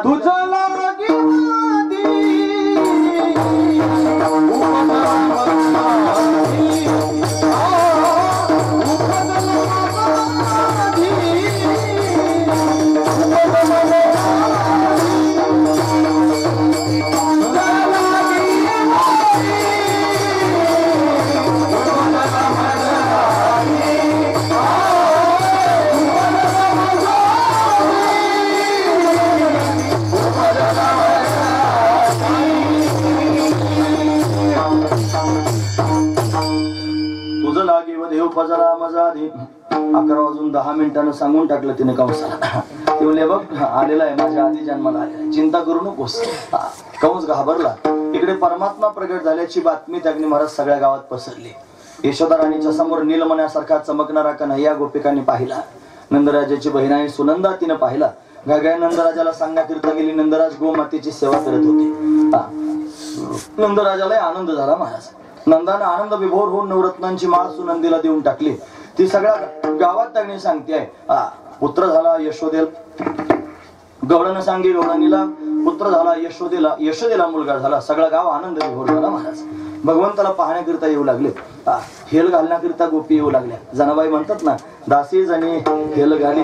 हेल म्हणजे अशी बैलगाडी आणली, त्याच्यात त्यांनी ती जेवारी काढली, पेंढ्या बांधल्या आणि असे पेंढर असून हेल असं नाही ना, मग हेल घाली असं म्हणलं की असंही म्हणतात बरं महाराज. असं सांगायला म्हणतो बरोबर हेल घाली. हेल घालणं म्हणजे डोक्यावर अंडाभर त्यांनी पाणी आणायचं, ज्याच्या घरी मुलगा झाला त्याच्या दारात नेऊन ओतायचं. हे आनंदाचं प्रतीक आहे. म्हणून अशी त्यांनी महाराज गोपिका हेल घालण्याकरिता येऊ लागल्या. सगळ्या गावात त्यांनी महाराज हातामध्ये ताट घेऊन सुंठवडा त्यांनी वाटायला सुरुवात केली. सर्व आनंद विभोरात देवाला पाहू लागले. शृंगार करून गोप गोपी येऊ लागले. याचा विस्तार डोंगरावर आपण त्यांनी पाहिला की गोपाळ म्हणजे काय, गोपिका म्हणजे काय. आणखी जास्त विस्ताराला वेळ पाहिजे होता. 4-5 महिने कथा करूच आपण डोंगरावर. मोर द्यायचे वय एक सलग 4-5 महिने करायची. येऊ कोणी नाही तर नाही येऊ. तुम्ही ऐकायला बसले ना पुढे तरी चालेल. काही बाकीची सगळी मंडळी आहेत. म्हणून ही अशी लांबलचक जर कथा केली ना तरच खऱ्या अर्थानं समाधान प्राप्त होतं. नाही तर काडीनं औषध लावल्यासारखं आम्हालाही समाधान नाही तुम्हालाही नाही. त्याचा काय उपयोग आहे. मग काहीतरी सांगायचं फक्त झाली कथा म्हणायचं त्याचा काय अर्थ नाही महाराज.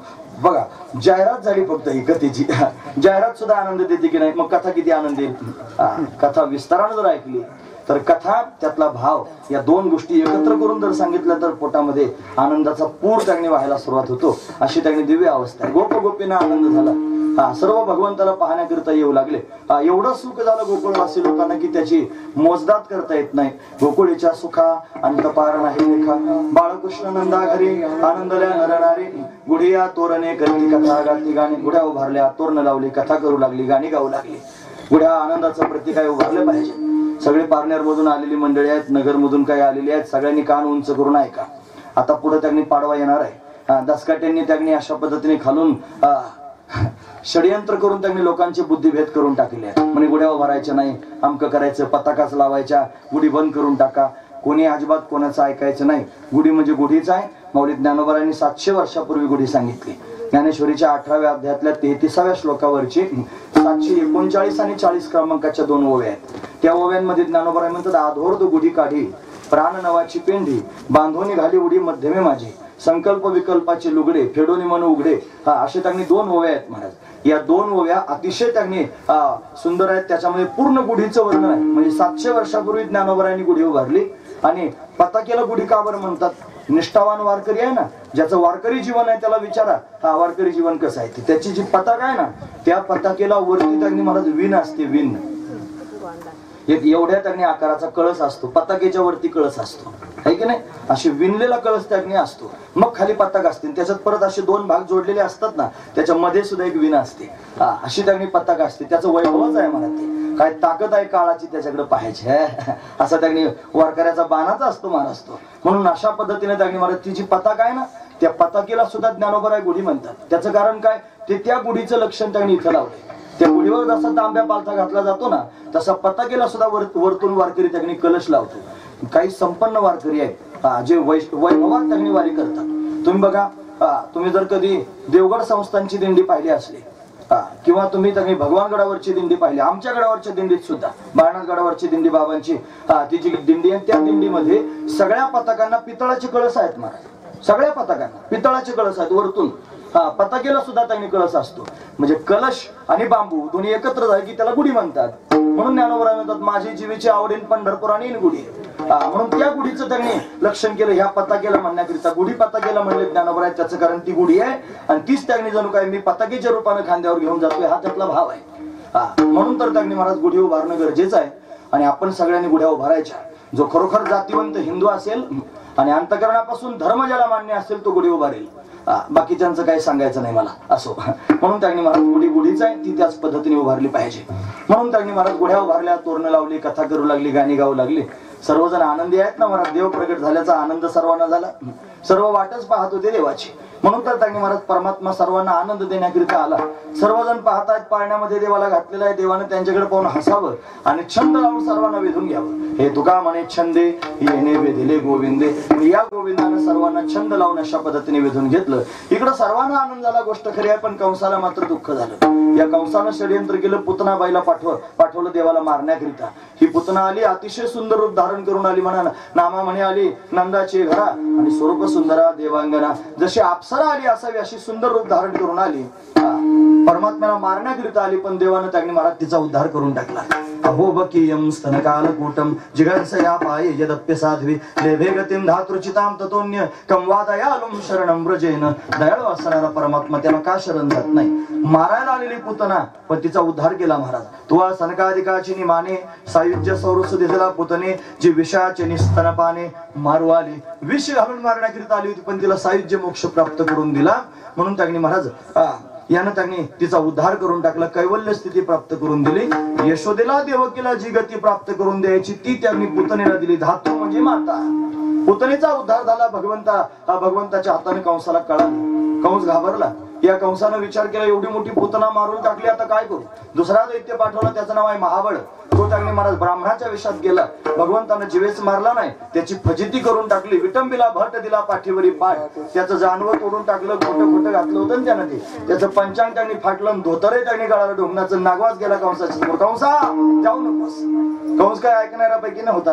कंसानं अनेक दैत्यांना पाठवलं महाराज. सर्वजण देवाला मारण्याकरिता आले. शकटासुराला देवानं उद्धरून टाकला. तुडावरता आला देवानं उद्धरून टाकला. एक रिठासुर आला महाराज, रिठ्याच्या रूपात. रिठा असतो ना, एक बाई आली डोक्यावर पाटे घेऊन, घ्या सुया पोत पणी असं म्हणत आली. आल्यानंतर म्हणे पहा रिठे घ्या म्हणत होती. यशोदा म्हणली काय ग हे रिठे कशाची रिठे आहेत ना, कशाला. म्हणे तुला माहित नाही का, बाळाला छोट्या बाळाला दृष्ट लागू नये म्हणून त्याच्या गळ्यात जर रिठा बांधला तर त्याने दृष्ट लागण्यापासून संरक्षण होतं. हो म्हणे असं का, माझंही बाळ आहे म्हणे, दृष्ट लागू नये म्हणून काय करावं. म्हणून दे म्हणे तुझे रिठे 2-4 दे म्हणे चांगले. तर रिठे त्यांनी घेतले आणि ते त्यांनी दोरीत अशा पद्धतीने बांधले आणि देवाच्या गळ्यात घातले. त्या रिठ्यात त्यांनी आसूर घुसला, त्याचं नाव आहे रिठासूर. हा रिठासूर त्यांनी घुसला. भागवतात नाही हे लिहिला. ही साधू संतांनी आखो देखा हाल त्यांनी प्रत्यक्ष पाहिलं मग सांगितलं. महत्वाची गोष्ट आहे.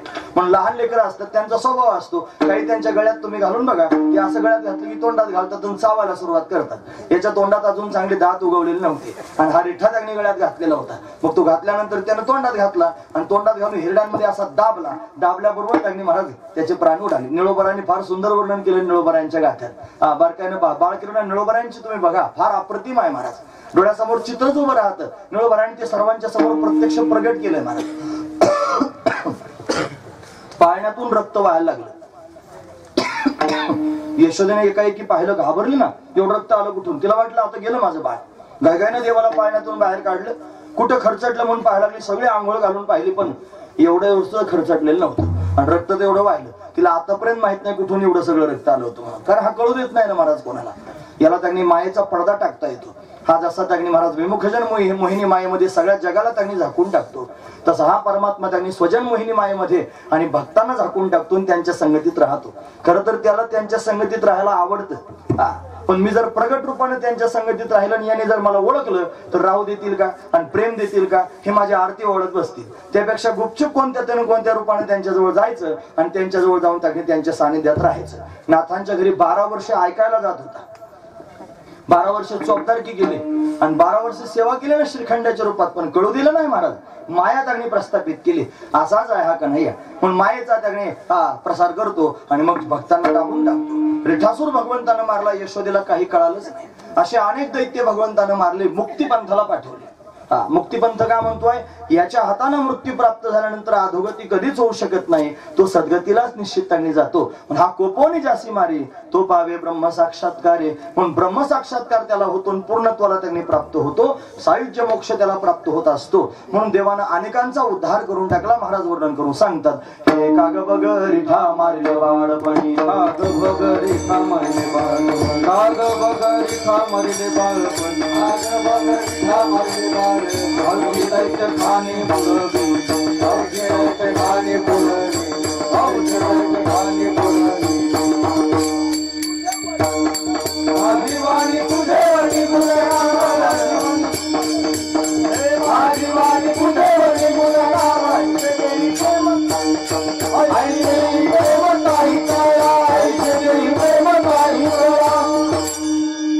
बाळक्रीडेतलं प्रमाण दिलं म्हणा. द्रौपद म्हणायला नको का, तुम्ही कसं काय पण पडले द्रौपद म्हणायचे.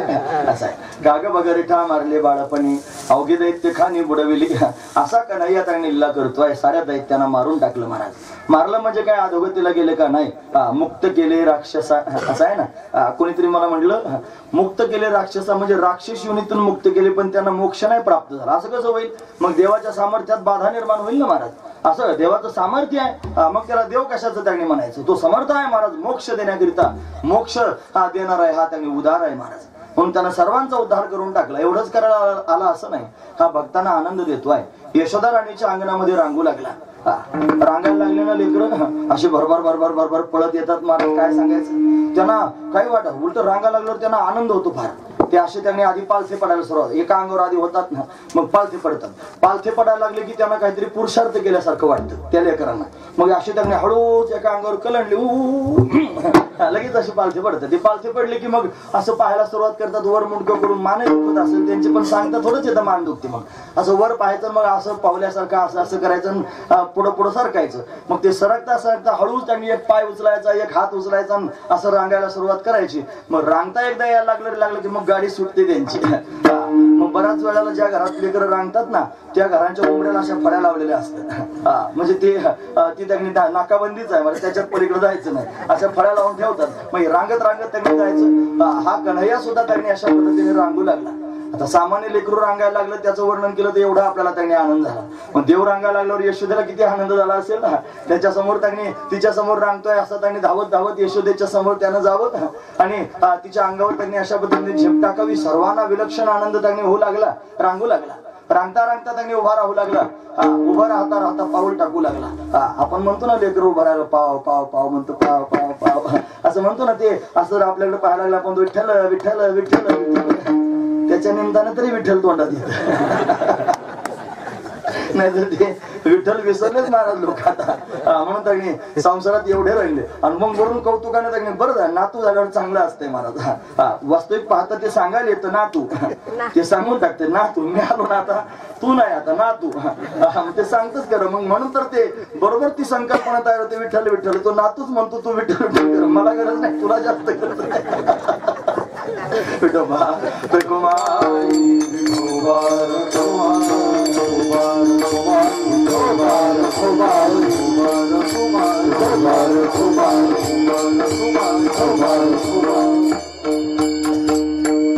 कन्हैया उभा राहू लागला, चालू लागला, चालता चालता पळू लागला.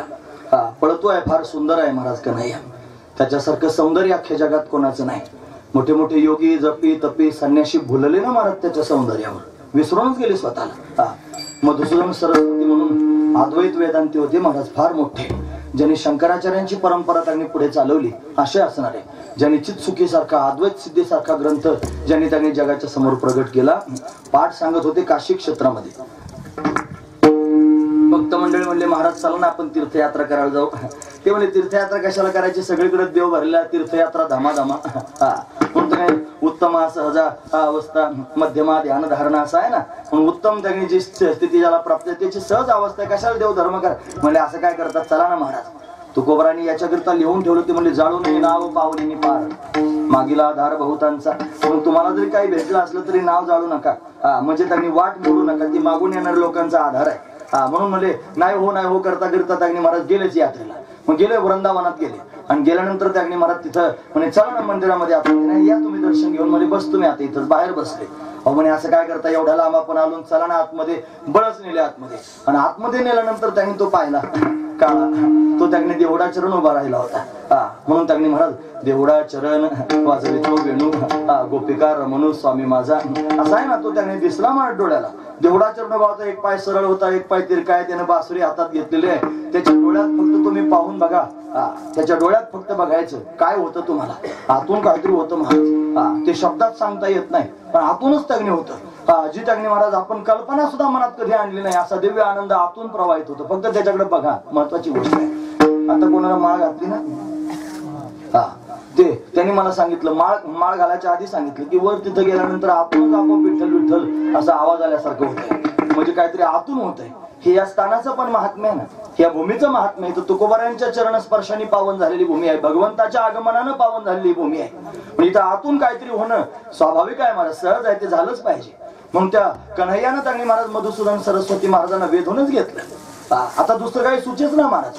का पाठ सांगण्याकरिता त्यांनी परत गेले काशीला. आणि गेल्यानंतर सगळे म्हणले अहो महाराज पाठ सांगा. ते म्हणले आता सांगता नाही. म्हणे मग काय झालं तुम्हाला ते तरी सांगा.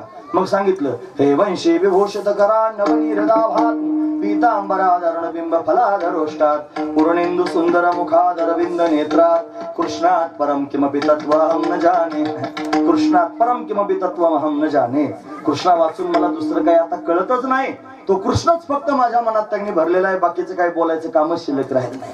मोठ्या मोठ्या लोकांची अशी अवस्था निर्माण होते, भगवान शंकरासारखे बावळे झाले महाराज याच्याकरिता, विभोर होऊन त्याच्या मागे मागे त्यांनी फिरतायत, त्याची लीला पाहण्याकरिता येतात. आपण पाहिलं ना डोंगरावरती भगवान शंकर व्याकुळ होऊन रडत होते, हे प्रभु आप मिलो, प्रभु आप मिलो, प्रभु आप मिलो, प्रभु आप मिलो, प्रभु आप मिलो, प्रभु आप मिलो, प्रभु आप मिलो, प्रभु आप मिलो, प्रभु आप मिलो, प्रभु आप मिलो, प्रभु आप मिलो, प्रभु आप मिलो. महादेव भजन करतोय तेव्हा तुझं दर्शन व्हावं.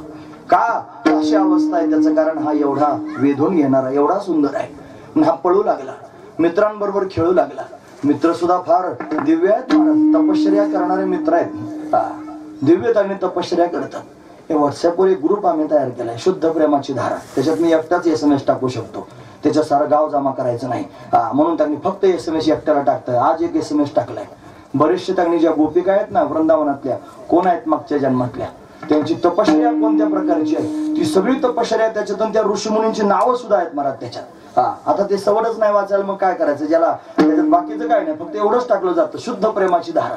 म्हणून त्याच्यामध्ये त्यांनी या गोपिकांचं वर्णन आहे. अरे एवढे मोठे मोठे ऋषीमुनी तपश्चर्या करून ब्रह्मविद्या तपश्चर्या करीत होती.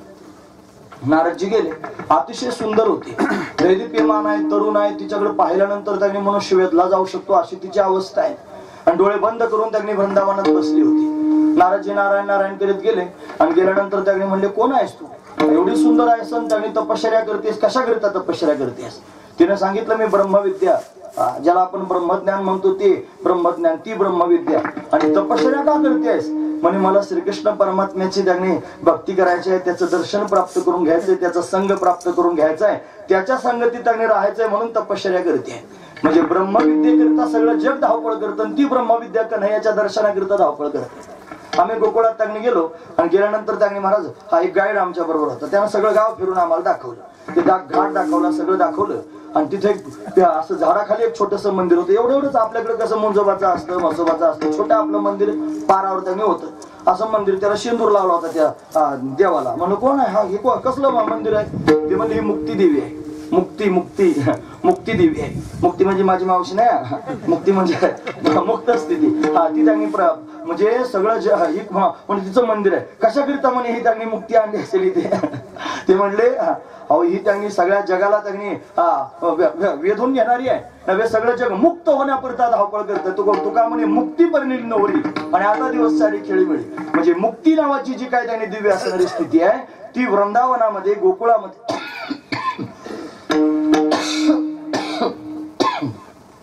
तपश्चर्या करते. कशा करिता, भगवंताच्या प्राप्ती करता.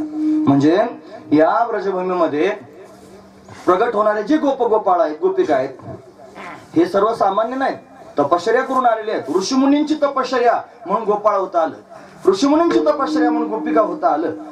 ब्रह्मविद्या गोपिका झाली, मुक्त स्थिती त्यांनी महाराज गोपीच्या रूपाने प्रगट झाली आणि भगवंताची संगती प्राप्त करून घेऊ लागली. का हे सगळं, तो दिसतो सुंदर, वेधून घेतो, सगळ्या अंगाने त्यांनी सुंदर आहे महाराज. याला तुकोबराय मणी म्हणतात. ते म्हणतात कंठे धरेला कृष्ण मणी. मणी म्हणजे काय, मणी म्हणजे श्रेष्ठ, हे श्रेष्ठत्व सांगण्याकरिता मणी आहे. सगळ्यात श्रेष्ठ माणसाच्या शरीरामध्ये सगळ्यात श्रेष्ठ भाग कोणता, गुडघा. मस्तक ते श्रेष्ठ आहे, मस्तक आधी श्रेष्ठ. त्या मस्तकावर त्यांनी काय मांडलं जातं वरतून, मुकुट, म्हणजे तो त्याच्यापेक्षा श्रेष्ठ. आणि त्या मुकुटावर सुद्धा वरती मणी लावला जातो, म्हणजे तो त्याच्यापेक्षा सुद्धा श्रेष्ठ. म्हणजे कोण श्रेष्ठ झाला आता, मणी. या सगळ्या शरीरात मस्तक श्रेष्ठ, त्याच्यावर ठेवलेला मुकुट श्रेष्ठ, त्याच्यावरचा मणी श्रेष्ठ.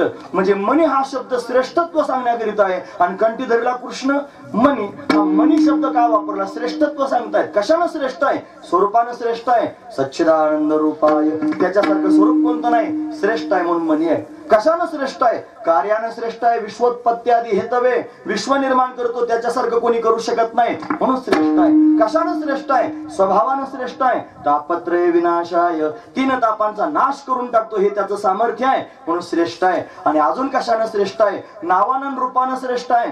याचं नाव आहे कृष्ण, असं आहे का कोणाचं महाराज कृष्ण? ते सहजाचं जे म्हणता यायचं नाही, वेगळ्या प्रकारचं नाव आहे महाराज. राम म्हणा तुम्ही, म्हणता येईल तुम्हाला, पण कृष्ण म्हणता येत नाही. भोळ्या भाबड्या वारकऱ्याला म्हण रामकृष्ण हरी, ते म्हणतं राम किसन हरी. म्हण राम किसन हरी, अगदी रामकृष्ण हरी म्हण, नाही राम किसन हरी. कृष्ण म्हणता येत नाही ना, ते त्यांनी आडवं पडतं थोडंसं म्हणायला. म्हणजे ते त्यांनी महाराज काही विशेष असलं पाहिजे ना. पण मोठ्या माणसाचं, श्रेष्ठ माणसाचं सगळ्या गोष्टी विशेष असतात, त्याचं नाव सुद्धा विशेष आहे म्हणा. ते सहजासहजी घेता यायचं ना. म्हणजे नावात त्यांनी श्रीकृष्णाय वयं नमः, मग कृष्ण हे त्यांनी श्रेष्ठ आहे, मनी आहे. आणि रूप जर त्याचं पाहिलं तर ते सुद्धा अतिशय श्रेष्ठ आहे. ते त्यांनी सर्वांमध्ये वेधक असणारं रूप आहे. त्याचे अनेक रूप आहेत, अनेक प्रकारना अवतार धारण करतो. हा अंश, अंशांश, कला, आवेश, पूर्णत्तम या रूपानं प्रत्यक्ष प्रगट होत असतो. म्हणून पूर्णत्तम असणारा जो अवतार कोणता असेल तर तो श्रीकृष्ण परमात्मा आहे. म्हणून तो सर्वात श्रेष्ठ आहे, सर्वांना वेधून घेणार आहे. म्हणून हा कन्हैया सर्वांना वेधून घेऊ लागला. सर्वांच्या समोर ठुमक ठुमक करून त्यांनी चालू लागला, पळू लागला. मित्र त्याचे सवंगडी त्यांनी आहेत, त्यांची नाव आहेत पेंद्या, वरद्या, वाकुड्या, श्रीदाम, सुदाम, मधुमंगल, मनसुख, बल, सुबल आदी करून अजून बरेच आहेत. आता हळूहळू एक एक पाठ करीत राहील. एक एक माळ त्यांची जपली पाहिजे रोज. पेंद्या पेंद्या पेंद्या पेंद्या असं म्हणल्याने कन्हैया धावत येईल माझ्याजवळ, माझ्या पेंद्याचं नाव घेतोय. वरद्या वरद्या, वाकुड्या वाकुड्या असं म्हणल्याने देवाला फार आनंद होतो महाराज. म्हणून हे सगळे सवंगडे आहेत त्याच्या अवतीभोवती त्यांनी महाराज खेळू लागले. सगळ्या मित्रांबरोबर खेळतोय. मित्रांच्या घरी दही दूध तूप लोणी आहे, पण सगळं बाजाराला जातं हे देवाला माहिती आहे. मग देवानं विचार केला यांना जरा खुश करून टाकलं पाहिजे. म्हणून सगळ्या मित्रांना बरोबर घेऊन बोलायला सुरुवात केली. हे बघा, तुम्हाला मी लोणी खायला देईन, फक्त तुम्ही माझं म्हणणं ऐकलं पाहिजे. म्हणे काय करायचं? यालं तरी यारे लागे, अवघे माझ्या मागे मागे, आजी देतो पोट भरी, पुरे म्हणाल तो बरी, हळूहळू चाला, कोणी कोणाशी न बोला, आजी देतो. हे काय कशाकरिता हळूहळू चाला आणि कोणी कोणाशी न बोला? म्हणजे कोणी फुटायचं नाही. प्लॅन करायचा आणि प्लॅन लीक होऊ द्यायचं नाही, कोणी कोणाशी न बोला. साधना करताना सुद्धा माणसानं त्यांनी महाराज एकांतात साधना करावी. आणि ही साधना करत असताना कोणासमोर फुटायचं नाही. हे असं बडबड्यासारखं आम्ही सांगतो ना सगळ्या लोकांच्या समोर, उथळ पाण्याला खळखळाट फार, हे त्यांनी करायचं नाही. चुप साधना करायची. भगवंताचं सानिध्य जरी प्राप्त झालं तरी नित्य देव भेटला म्हणून काय जगाशी दावावा. रोज जर देव भेटला तर जगाला दाखवावा का? पण त्यांनी दाखवू नये का? दोन्ही प्रकारचे प्रश्न आहेत. आपल्या जीवनातला जर एखादा अनुभव आपण लोकांच्या समोर सांगून त्यांच्या अंतकरणात जर भगवंताविषयीचं प्रेम दृढ होत असलं तर त्यांनी कुठेतरी दाखवावं सुद्धा. पण अत्यंत त्यांनी अंतरंग असणारा जो भाव आहे तो सगळ्यांच्या समोर प्रगट करता येत नाही. म्हणून अशा पद्धतीनं काही गोष्टी झाकून ठेवायच्या असतात, काही प्रगट करायच्या असतात. म्हणून कोणी कोणाशी न बोला असं त्यांनी सांगून टाकलं. आणि मग त्यांनी तुका म्हणे सांडा घाटे त्याने नकावरून उठे असं सांगून सर्वांना त्यांनी महाराज बरोबर घेऊन जाऊ लागला. गोपिकांच्या घरात हा घुसू लागला. सर्व गोपिकांनी त्यांनी महाराज मंथन करून ठेवावं, लोणी त्यांनी काढून ठेवावं, सकाळी बाजाराला जायचं म्हणून तयारी करून ठेवावी. त्यांना आदल्या दिवशी रात्री त्यांनी जायचं, सगळ्या गोपाळांना घेऊन जायचं, सगळं लोणी त्यांनी खरडून पुसून खाऊन टाकायचं आणि माठ सगळे पालथी घालून ठेवायचे. सकाळी गोपिका जाग्या झाली की पाहायचं, पाहती गवळणी गवती पालथी दुधानी मनती नंदाची हा पोरे आजी चोरी केली खरे. पालथ्या घालून ठेवायच्या गावी. लोणी खाऊन झाल्यानंतर द्यायच्या तशा सोडून. पालथ्या घालायचं काय काम आहे? हे पालथ्या घालण्यात काही त्यांनी भाव आहे म्हणून. काय भाव आहे? घागर पालथी घाला आणि त्याच्यात हांडाभर पाणी वाटा, काय होईल? बाजूला जाईल ना महाराज पालथ्या घागरीवर पाणी म्हणच आहे ना. त्याच्यामुळेच म्हण तयार झाली. घागर पालथी घातल्यानंतर वरून जर पाण्याची धार धरली तर 3 महिने पाणी वतीत राहिले तरी त्याच्यात पाणी घुसायचं नाही. का बरं? ती पालथी आहे म्हणून. हे पालथी घालण्याचं तात्पर्य काय? या भगवंतानं कृपा केली आणि कृपा करून त्यांनी महाराज जीवनमुक्त स्थिती प्राप्त करून टाकली. एकदा जीवनमुक्ती प्राप्त झाली की त्याच्या हाताने सगळी कर्म जरी घडली तरी कर्म त्याला बाधत नाहीत ना. तो कर्मे करी सकळे परी कर्मबंधन आतळे, कर्मबंधनामध्ये तो अडकून पडत नाही. त्याला ती स्थिती भगवान प्राप्त करून देतो. गोपिकांनी लगेच गारणं सांगण्याकरिता जाऊ, यशोदे यशोदे तुझ्या कन्हैयाला काही समजून सांग. मग त्यांनी यशोदेनं पाहावं की हा कन्हैया माझ्या अंगणात खेळतोय. चमत्कार होत होता असा की तो घरातही दिसत होता आणि तो गोपिकांच्या घरी पण जात होता की त्याला अनेक रूप धारण करता येतात. म्हणून त्यांनी महाराज अशा पद्धतीनं हा कन्हैया खेळतो आणि यशोदा ऐकूनच घ्यायला तयार नाही. काय तुम्ही खोटं सांगता म्हणे? माझा कन्हैया बाळ सगुण गुणाचे ताने, बाळ दिसतंय गोजिरो आणि काय सांगता गाराने गोकुळच्या नारी. म्हणे 5 वर्षाचं माझं बाळ अंगणी माझ्या खेळे. म्हणून त्यांनी माझ्या अंगणात खेळताना मला दिसतो तुम्ही म्हणता आमच्या घरी येतो. तिला काय माहिती याला अनेक रूप धारण करता येतात. पण गोपिकांच्या घरी जाऊन चोऱ्या करू लागला. गोपिका गाराने सांगण्याकरिता येऊ लागल्या. यानं कन्हैयाला ताकीद केली. महाराज हे कृष्णा तुला मी ताकीद करीते रे, घरी कुणाच्या जाऊ नको रे. कान्हा कोणाच्या घरी जाऊ नकोस, चोरी करू नकोस. यानं त्यांनी आईचं म्हणणं ऐकलं नाही महाराज. हा चोऱ्या करतच राहिला. गोपिका गारानं सांगतच राहिल्या. यानं विचार केला, गोपिका गाराने सांगतात कितीच खातो मी दही दूध तूप लोणी तरी माझं गारानं सांगतात यांना काय लेकर बाळ नाहीत का. हा म्हणून त्यांच्या घरी जाऊन खोड्या करायचं ठरवलं. काय काय खोड्या केल्या यानं त्यांनी महाराज अनेक प्रकारच्या खोड्या केल्या. 11:15 वाजत आले होते ना, त्याच्यामुळे आपण सरळ सरळ खोड्या पाहून त्यांनी जाणार आहोत. यानं काय केलं, यानं त्यांनी महाराज एका गोपीच्या घरात जाऊन घुसला. भाकरी करीत होती ना, त्याच्या चुलीतलं जळतं लाकूडच काढलं, असं घरावर लावायला लागलं. म्हणलं माझ्या घरी येते काय, फार शहाणपणा करते, देऊ मला घर पेटून. अरे म्हणे घर पेटवतो असं काय करतो, घेतलं तसं पण तिच्या तोंडावरच धरलं. तिला म्हणतो दे ना तोंडावर, तुझ्या बापाचे घर, तुझ्या बापाचं आहे का म्हणला घर, मला म्हणते असं करतो म्हणून लगेच ताबडतोब तिला तिच्या हात पिठानं भरलेले असेच गोपीच्या हाती गेली यशोदेच्या समोर. यशोदे पाहिलं म्हणे काय, अगं सांग पोराला काय समजून, मी भाकरी करत होते म्हणे, बघ तशीच आली सांगायला. तू म्हणते माझं बाळचं गुणगुणाचं दानन, तुम्ही 12 घरच्या 12 ढाल गजान. अगं काहीतरी ऐकून घे कोणाचं तरी. खुशाल जळकं लाकूड माझ्या तोंडावर धरलं, याला काही कळतं की नाही. इथून सुरुवात झाली. तिचं होतं नाही कुठं तर दुसरी धावत आली. ती म्हणे तुला काय झालं, गावात चोऱ्या होतात म्हणून म्हातारा झोपवलं दारात, त्याच्या डेअरीवरच नेऊन डेरा फोडला तागाचा. माझं कुकू बळकट म्हणून म्हातारा वाचणार केला तर काय केला तुम्ही. आणि सांगण्याकरिता आता काय करायचं, तिचं होतं नाही तर लगेच तिसरी धावत आली. म्हणे तू काय केलं, म्हणे अगं घरासमोर आला रांगोळीवरच लग्न करून पळून गेला, अष्टदळ काढलेली अंगणी आणि वरी मोती चक्र पाणी, त्याला काय समजून सांग. अशा अनेक खोड्या कन्हैया करू लागला. ही एक गोपी होती प्रभावती काकी. फार थोडी अशी रुबाबदार होती. मला सगळ्या गावात रुबाब होता. माझ्या घरी येऊन दाखव म्हणली, बघते काय करायचं. तिच्या घरातच घुसला. आता ती अशी उंच होती, धिप्पाड होती चांगली. त्यांनी महाराज नवरा तिच्या ताब्यात होता, थोडासा असा बारीक होता, तिची उंची जास्त होती, त्याची त्यांनी दाढी वाढलेली होती. घुसला घरामध्ये घुसल्याबरोबर त्यांनी दाढीची विणीची गाठणच मारून टाकली आणि पळून गेला महाराज. आता पळून जाऊन गपचूप राहावं की नाही, साऱ्या गावात बोभाटा. हे बघ मला पोरांनो, उद्या आपल्या गावात सोंग येणार आहे शिमग्याचं. आता शिमग्याला पूर्वी सोंग यायचे महाराज, आता ते बंद झालं, पण शिमग्यात सोंग येणार आहे म्हणे. सगळ्यांनी चौकात थांबायचं. सगळे लोक म्हणले पोरं आज दबी धरून आहेत सगळेजण, काय प्रकार आहे. सकाळी पोरं चौकात येथून बसलेले आहेत. काय त्यांनी होणार आहे कोणाला काही कळत नव्हतं, याला सगळं माहित होतं. पळून गेला त्यांनी महाराज. बाईसाहेब सकाळी उठल्याबरोबर ती दाढीची विणीची गाठण होती, त्याची दाढीच ओढली गेली. लगेच रागावला महाराज, जागा झाला. महाराज म्हणतात मस्त होणी माजली धांगडी करी ती ओढाओढी मज लागी. हे भांडण सुरू झालं. ते म्हणले मी नाही, तुलाच म्हाताराचा सुटला म्हणे. म्हातारा आता माझी कशाला वेळी ओढतो, दोघांचं भांडण सुरू झालं. तर काय करायचं, कापायचा प्रयत्न केला, कापली जायना. जाळायचा प्रयत्न केला, जाळली जायना. मग काय करावं म्हणे, आता हे कन्हैयाचंच काम आहे, गेलं पाहिजे. आता बाई म्हणीचा आपण लवकरात लवकर जाऊया. 10 वाजेपर्यंत दार उघडलं. पहाटे उठत होते ना, तरी 10 वाजेपर्यंत परसाक कोणी गेलं नाही. काय आंघोळ पांघोळ नाही, बांधून टाकल्यावर काय करायचं महाराज. महत्वाची गोष्ट आहे. असेच बसून राहिले. सकाळ झाली, सगळे लोक विचार करायला लागले, यांची पोरं अमेरिकेला गेली, दोघंच नारो बायको घरात आहेत. बरं, वय निम्म्यापेक्षा जास्त झालेलं आहे, अजून दार उघडलं नाही. आता काय काय विचार मनात येतात महाराज. वैरी चिंतित नाही असं मन चिंतन करतं, सारं गाव चिंता करायला काय झालं असेल. पण हाका मारायला सुरुवात केली, पण आवाज आतमध्ये येतो भांडणाचा. आता दोघं भांडण करीत होती. हे म्हणायचं तूच बांधली, ते म्हणायचं तूच बांधली. आता काय करायचं, भांडण त्यांनी बराच वेळापर्यंत झालं आणि मग पक्क झालं म्हणे देवानंच हे केलं असेल. मग दरवाजा उघडला त्यांनी महाराज. मग सगळ्या लोकांनी चित्रच पाहिलं. आधी बाई समोर आल्या, मग त्या चालायला लागल्या. त्या चालायला लागल्यानंतर हळूच मागून दगणे आले. बरं, असे नाही आले, अशी दाढी धरून अशी चालायला लागली. आता गवळण उंच होती ना, जागेवर तिने त्यांनी 90चं स्पीड धरलं. लेफ्ट राईट लेफ्ट जीप पळायला त्यांनी सुरुवात केली. अगं हळू बघ, तेव्हा अगं हळू चालना, हळू चालना, अगं हळू चालना. कशाची हळू चालते महाराज. गरगरा फिरून घेतलं त्याला.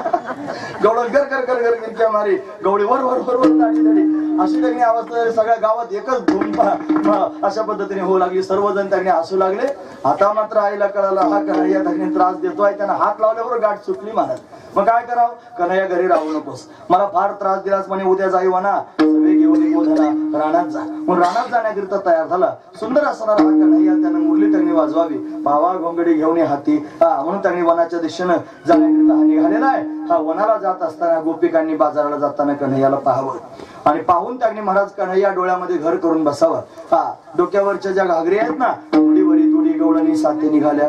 गवळण गोरस म्हणून विसरल्या, गोरस म्हणायचं विसरल्या. गोविंद घ्या कोणी, दामोदर घ्या गे, तव तव हसते मथुरे जागे. अशी अवस्था गोपिकांची झाली. एक गोपी तर त्यांनी स्वतःला विसरलेच. कोणी एकी भोलली नारे, विकिता गोरस घ्या म्हणे हरे. देखिला डोळा बैसला म्हणे, तोची वदनी उच्चारे. त्याला डोळ्यानं पाहिलं, मनामध्ये घर करून बसला आणि मुखानं त्याचाच त्याने उच्चार करू लागले. तीच गोपी त्याने महाराज रात्रंदिवस देवाचं चिंतन करते रस्त्यानं चालली होती. कन्हैया मित्रांबरोबर खेळत होता. हिला बाजाराला त्यांनी जायचं होतं आणि जात असताना त्यांनी महाराज कन्हैया मित्रांकडे तोंड करून होता. हिनं पाहिलं, अरे काय सुंदर दिसतोय का नाही, यानं माझ्याकडे पाहिलं तर किती चांगलं होईल, यानं तिरक्या नजरेने माझ्याकडे पाहावं, माझ्याकडे कोण हसावं असं तिला वाटलं. असं वाटल्याबरोबर त्यागणी महाराज यानं लगेच मागे पळून पाहिलं. फक्त पाहिलं नाही, तिच्याकडे पाहून हसला आणि हसून परत मित्रांकडे पाहू लागला. त्याच्या त्या हसण्यात भाव आहे महाराज, पण ते विसरले स्वतःला.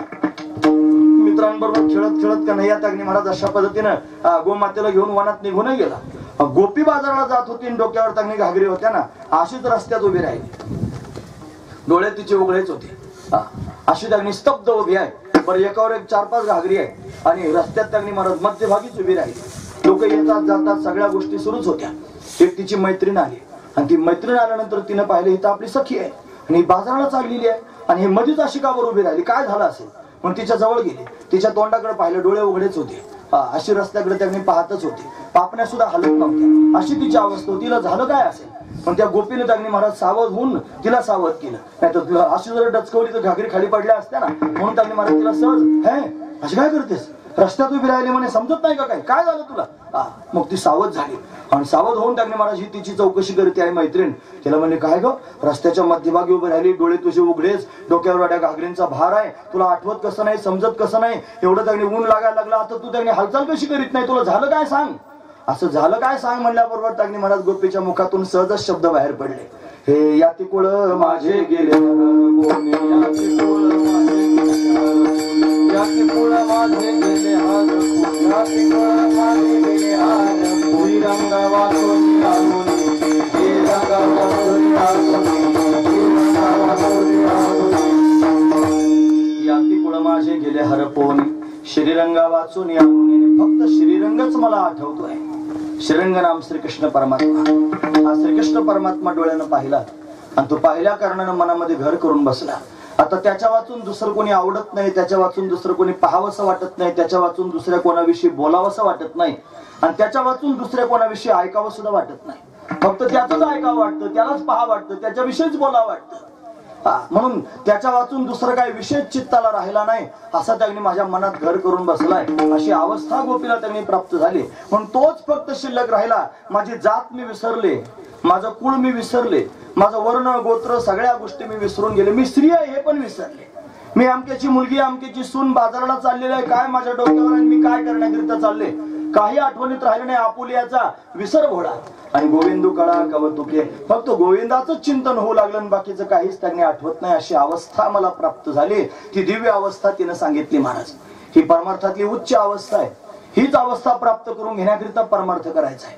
पण आपण सर्वजण सर्व गोष्टी जाणून आहोत, सर्व आठवणीत आहेत. आपण आमच्या जातीचे आहोत, आमच्या कुळाचे आहोत, आमच्या धर्माचे आहोत, आमच्या वर्णाचे आहोत, आमच्या आश्रमाचे आहोत, आमक्याचा आपण मुलगा आहोत, आमक्याचा भाऊ आहोत. आपल्याला हे त्यांनी कर्तव्य आहे, आपण हे केलं पाहिजे. हे सगळं आपल्या चित्तात आहे. जोपर्यंत हे चित्तात ठेवून देवाचं चिंतन आपण करतो आहोत तोपर्यंत देवाचं चिंतन व्हायचं नाही. तुकोबा म्हणतात, दिली तिलांजली कुळनाम रूपासी, देह ज्याचा त्याशी समर्पिला, फिरविला घट फोडिला चरणी, महावाक्य ध्वनी बोंब झाली. तुका म्हणे रक्षा झाली आपे आप, उजळला दीप गुरुकृपा. ह्या गुरुकृपेचा दिवा लागला पाहिजे, भगवंताचा साक्षात्कार झाला पाहिजे आणि त्या साक्षात्कारानं त्यांनी महाराज सगळं काही आटून गेलं पाहिजे, संपून गेलं पाहिजे. हाच तो डोंगर आहे ज्याच्यावर त्यांनी अभंग 15 दिवसा माझी झाला साक्षात्कार, विठोबा भेटला निराकार. महत्वाची गोष्ट आहे. पण हे त्यांनी प्राप्त झालं, साक्षात्कार त्यांनी झालेला आहे आणि त्या साक्षात्कारानं प्राप्त झालेली अवस्था आहे. झाला प्रेतरूप शरीराचा भाव, लक्ष्याला ठाव स्मशानीचा, रडती रात्रंदिवस काम क्रोध माया, म्हणती हाय हाय यमधर्मा. वैराग्याच्या शनी लागल्या शरीरा, ज्ञानाग्नी तो झाला ब्रह्मत्वेसी. दिली तिलांजली कुळनाम रूपासी, देह ज्याचा त्याशी समर्पिला. हा अभंग आहे, तो त्याला समर्पक असणारा अभंग आहे. पण जो भगवंताचा झालेला आहे, ज्याला भगवंताचा साक्षात्कार झालेला आहे, तो त्यांनी या कुळनाम गोत्राचा शिल्लक राहत नाही. पण आपण काय केलं पाहिजे, आपण शिकलं पाहिजे गोपीकडे पाहून. तिचा चित्ताचा विषय देव आहे, तिला देवा वाचून दुसरं काय त्यांनी आता आठवत नाही. आपल्याला सुद्धा देवा वाचून काहीच आठवू नये. हा श्रीरंगा वाचून अनुनेने दोन अर्थ करायचे. अनुनेने म्हणण्याचे, अनुनेने म्हणजे अन्य कोणाला मी जाणत नाही, म्हणजे दुसरं कोणी जाणत नाही. आणि अनुनेने श्रीरंगा वाचून अनुनेने, एक अनु सुद्धा श्रीरंगा वाचून मोकळा नाही असं म्हणण्याचं तात्पर्य आहे महाराज. म्हणजे सगळ्या अनुरेणूच तो परमात्मा गच्च भरलेला आहे. त्याच्या वाचून आता मला दुसरं काही दिसतच नाही. हा तिच्या चित्तातला भाव तिनं प्रगट करून सांगितलं. असं सांगितल्यावर त्यांनी प्रपंचातल्याच होत्या बाकीच्या सगळ्या गोपी जमा झाल्या. एकीनं सावध केलं, बाकीच्या आल्या आणि त्या सगळ्याच्या सगळ्या म्हणल्या, असं झालं का तुला? हो म्हणे, असं झालं मला. मग अरे पण असं होणं काही योग्य आहे का? परमार्थ केला पाहिजे. मगाचं त्यांनी सरळ अर्थात झालं ना ते. सगळं पाहून केलं पाहिजे. घरी नवरा आहे, तुझ्या सासू आहे, तुला मुलं आहेत, सगळा प्रपंच आहे.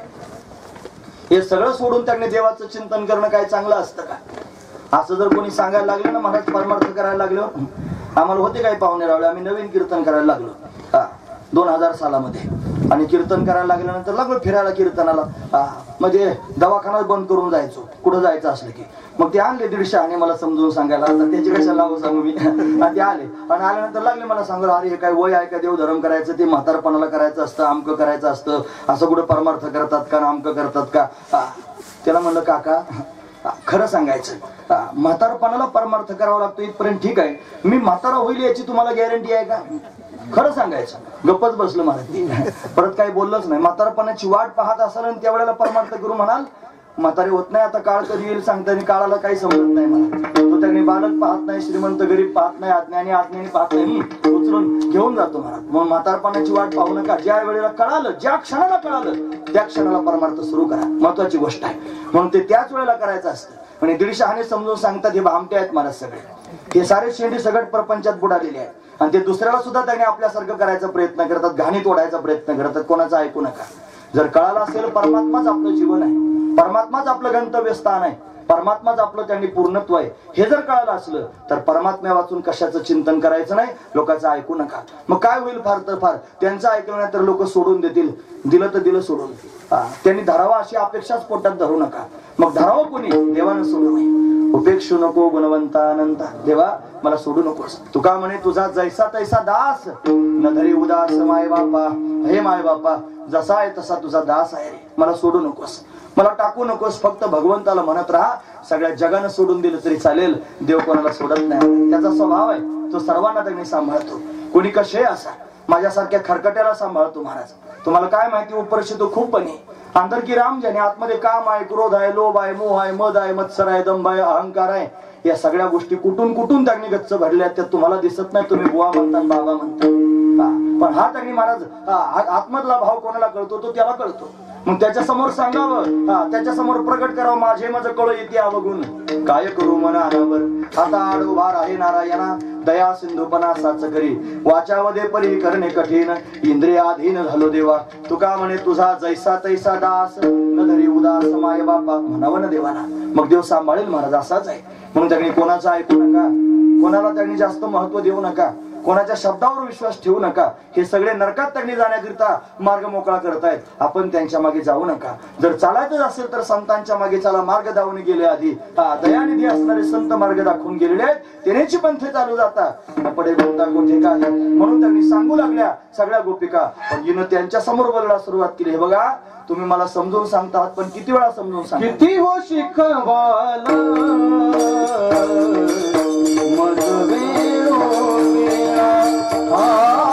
किती हो शिकवाला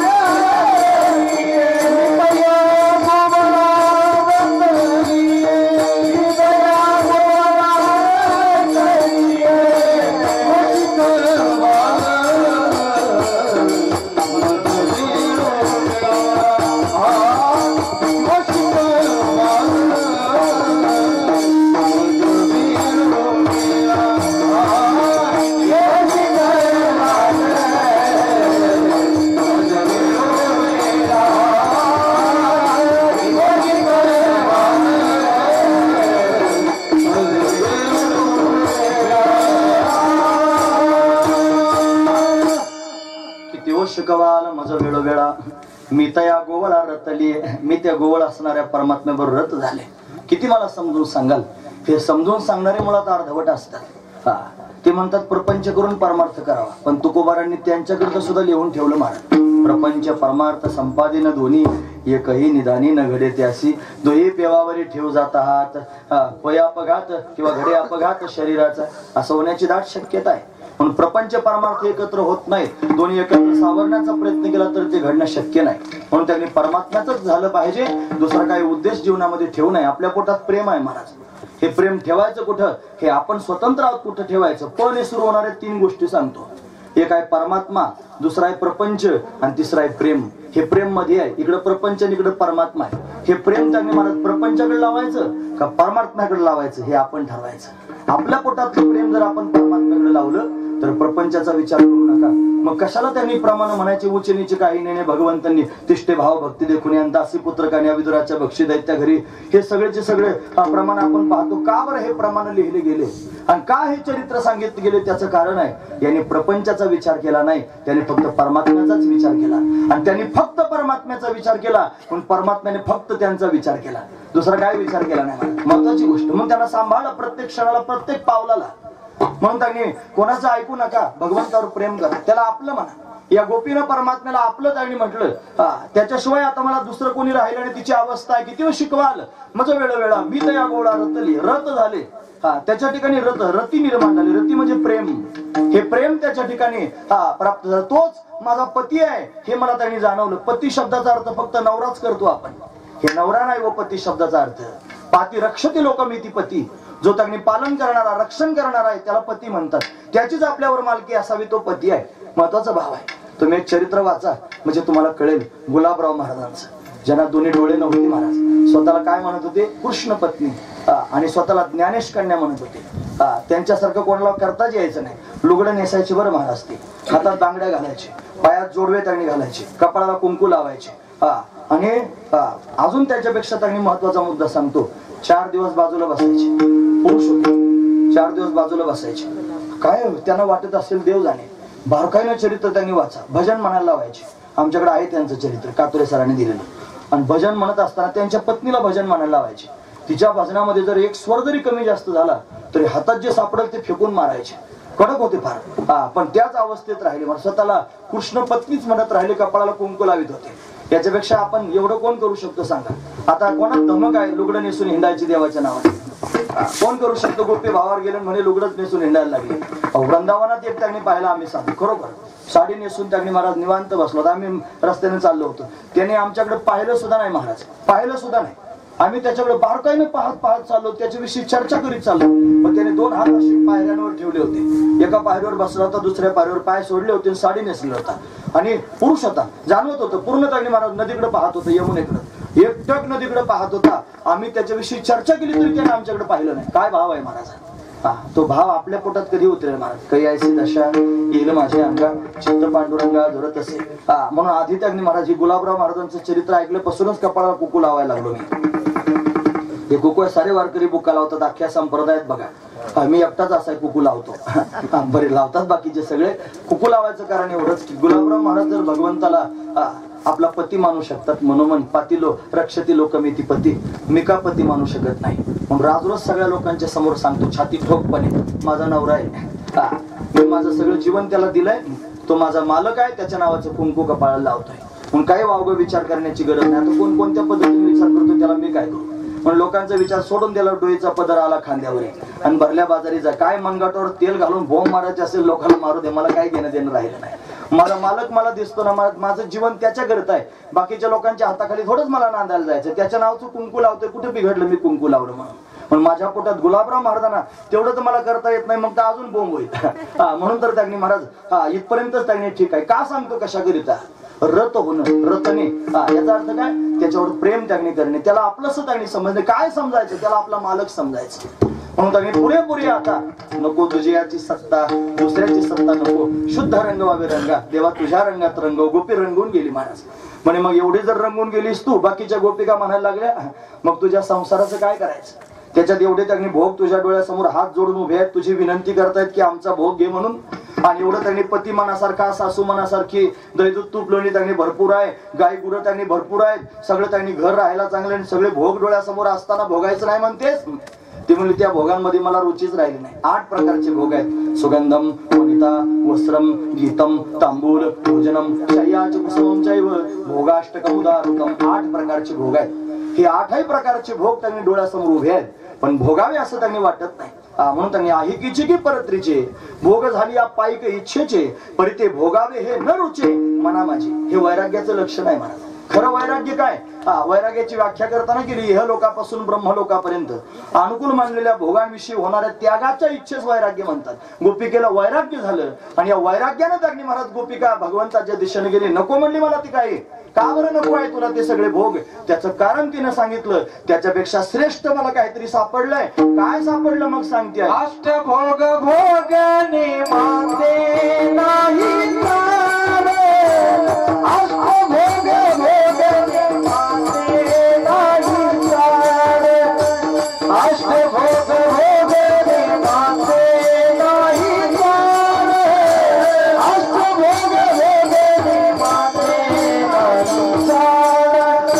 अष्टभोग भोगने माते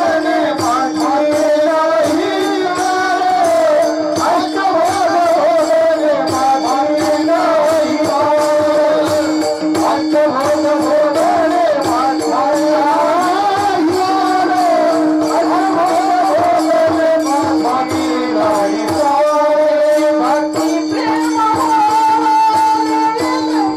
अष्टभोग भोगने माते नाही तारे,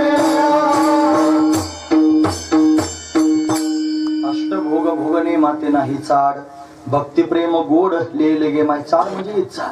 अष्टभोग भोगण्याची इच्छाच माझ्या मनात राहिली नाही. म्हणून का राहिली नाही तर परमात्म्याचं प्रेम परमात्म्याची भक्ती मला प्राप्त झाली. मी ती प्राप्त करून घेतली. लिहिले म्हणजे प्राप्त करून घेतली. म्हणून मला खऱ्या अर्थानं बाकीच्या कशाची आवश्यकता वाटत नाही. त्याच्यापेक्षा श्रेष्ठ जगात काय नाही. मला खरं सांगू, या भक्ती प्रेमाकरिता जन्म घ्यायचा म्हणतात. मोक्षपदे तुच्छ केली या कारणे आम्हा जन्म घेणे योगायोगी कशाकरिता विटे ऐसे सुख नोहे भक्तिरस पुढता पुढती आस सेवावी. हे भक्तिरसाचं सेवन करण्याकरिता पुन्हा जन्माला यायचं म्हणतात. एवढं श्रेष्ठ हे भक्ती सुख आहे ते गोपीला प्राप्त झालं. म्हणून गोपीनं बाकीच्या सगळ्या भोगांना त्यांनी डावललं. परत त्यांनी मला सगळ्या सांगतात आहेत की परत परत सांगू नका, सांगून टाकलं तिनं. आता सांगणं बंद करून टाका म्हणले. आता मी तुमचं ऐकणार नाही. तिनं त्यांनी संसाराशी विचार करून परमात्म्याशी नातं जोडलं. म्हणते वाढवत हे जन मनोत शिंदळी परी वनमाळी नवे संबे. म्हणून त्यांनी महाराज परपुरुषाचे सुख भोगे जरी उतरवणे करी घ्यावे शीस संसारा आगी आपुले हाते लावणी मागू ते पाहुणे तुका म्हणे व्हावे तैशा परी धीट पतंग हा नीट दिपासोय अख्या अभंग पाहून घ्या. अजून सांगितलं एक गोपी तुकोबर आहे म्हणतात. एका गोपीने बाकीच्यांना दम देऊन टाकला. तेवढे सांगत होते तुम्ही ऐकावे कानी आमुचे नाचणी नाचू नका. याच्यावर कीर्तन केलं बरं महाराजांनी एकदा. ते रेकॉर्डिंगच झालं नाही. ते करीत होते रेकॉर्डिंग पण ते झालंच नाही रेकॉर्डिंग. फार आनंद आला. आळ्यात रेड्डी महाराजांची समाधी आहे ना, तिथं त्यांनी कीर्तन केलं. पण कोणाच्याच मोबाईल मध्ये रेकॉर्ड झालं नाही. का झालं नसेल देवाला माहिती. पण झालं नाही. फार अप्रतिम त्यातला भाव आहे. सांगत होते तुम्ही ऐकावे कानी आमचे नाचणी नाचू नका जोवरी तुम्हाया मागिलांची चाड तोवरी उदास जोवरी तुम्हाया मागिलांची आस तोवरी उदास होऊ नका. तुका म्हणे काय वायाविन धिंद पती ना गोविंद दोन्ही नाही. पती म्हणजे संसार आणि गोविंद म्हणजे परमात्मा. म्हणून त्यांनी महाराज तुम्ही जर निसंग होणार असाल तर देव प्राप्त होईल, तसा प्राप्त व्हायचा नाही. हे व्याभिचारिणी प्रकरणातले अभंग आहेत. वैकुंठाला जायच्या आधी त्यांनी हे अभंग गाथ्यामध्ये वैकुंठ गमनाच्या आधी पाहायला मिळतात.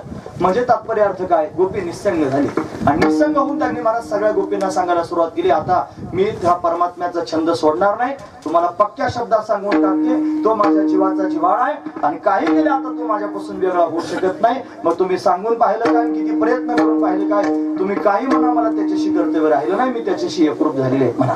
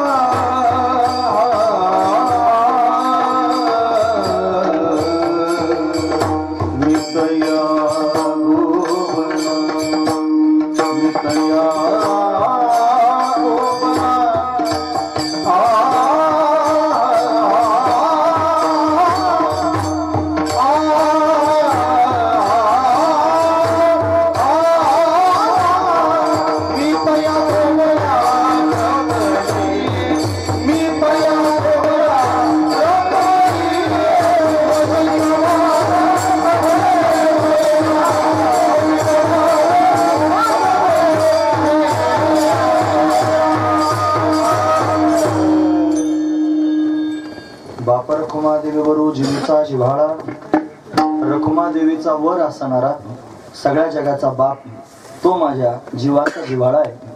आणि काही केल्या आता त्याला मला वेगळं माझ्यापासून करता येत नाही.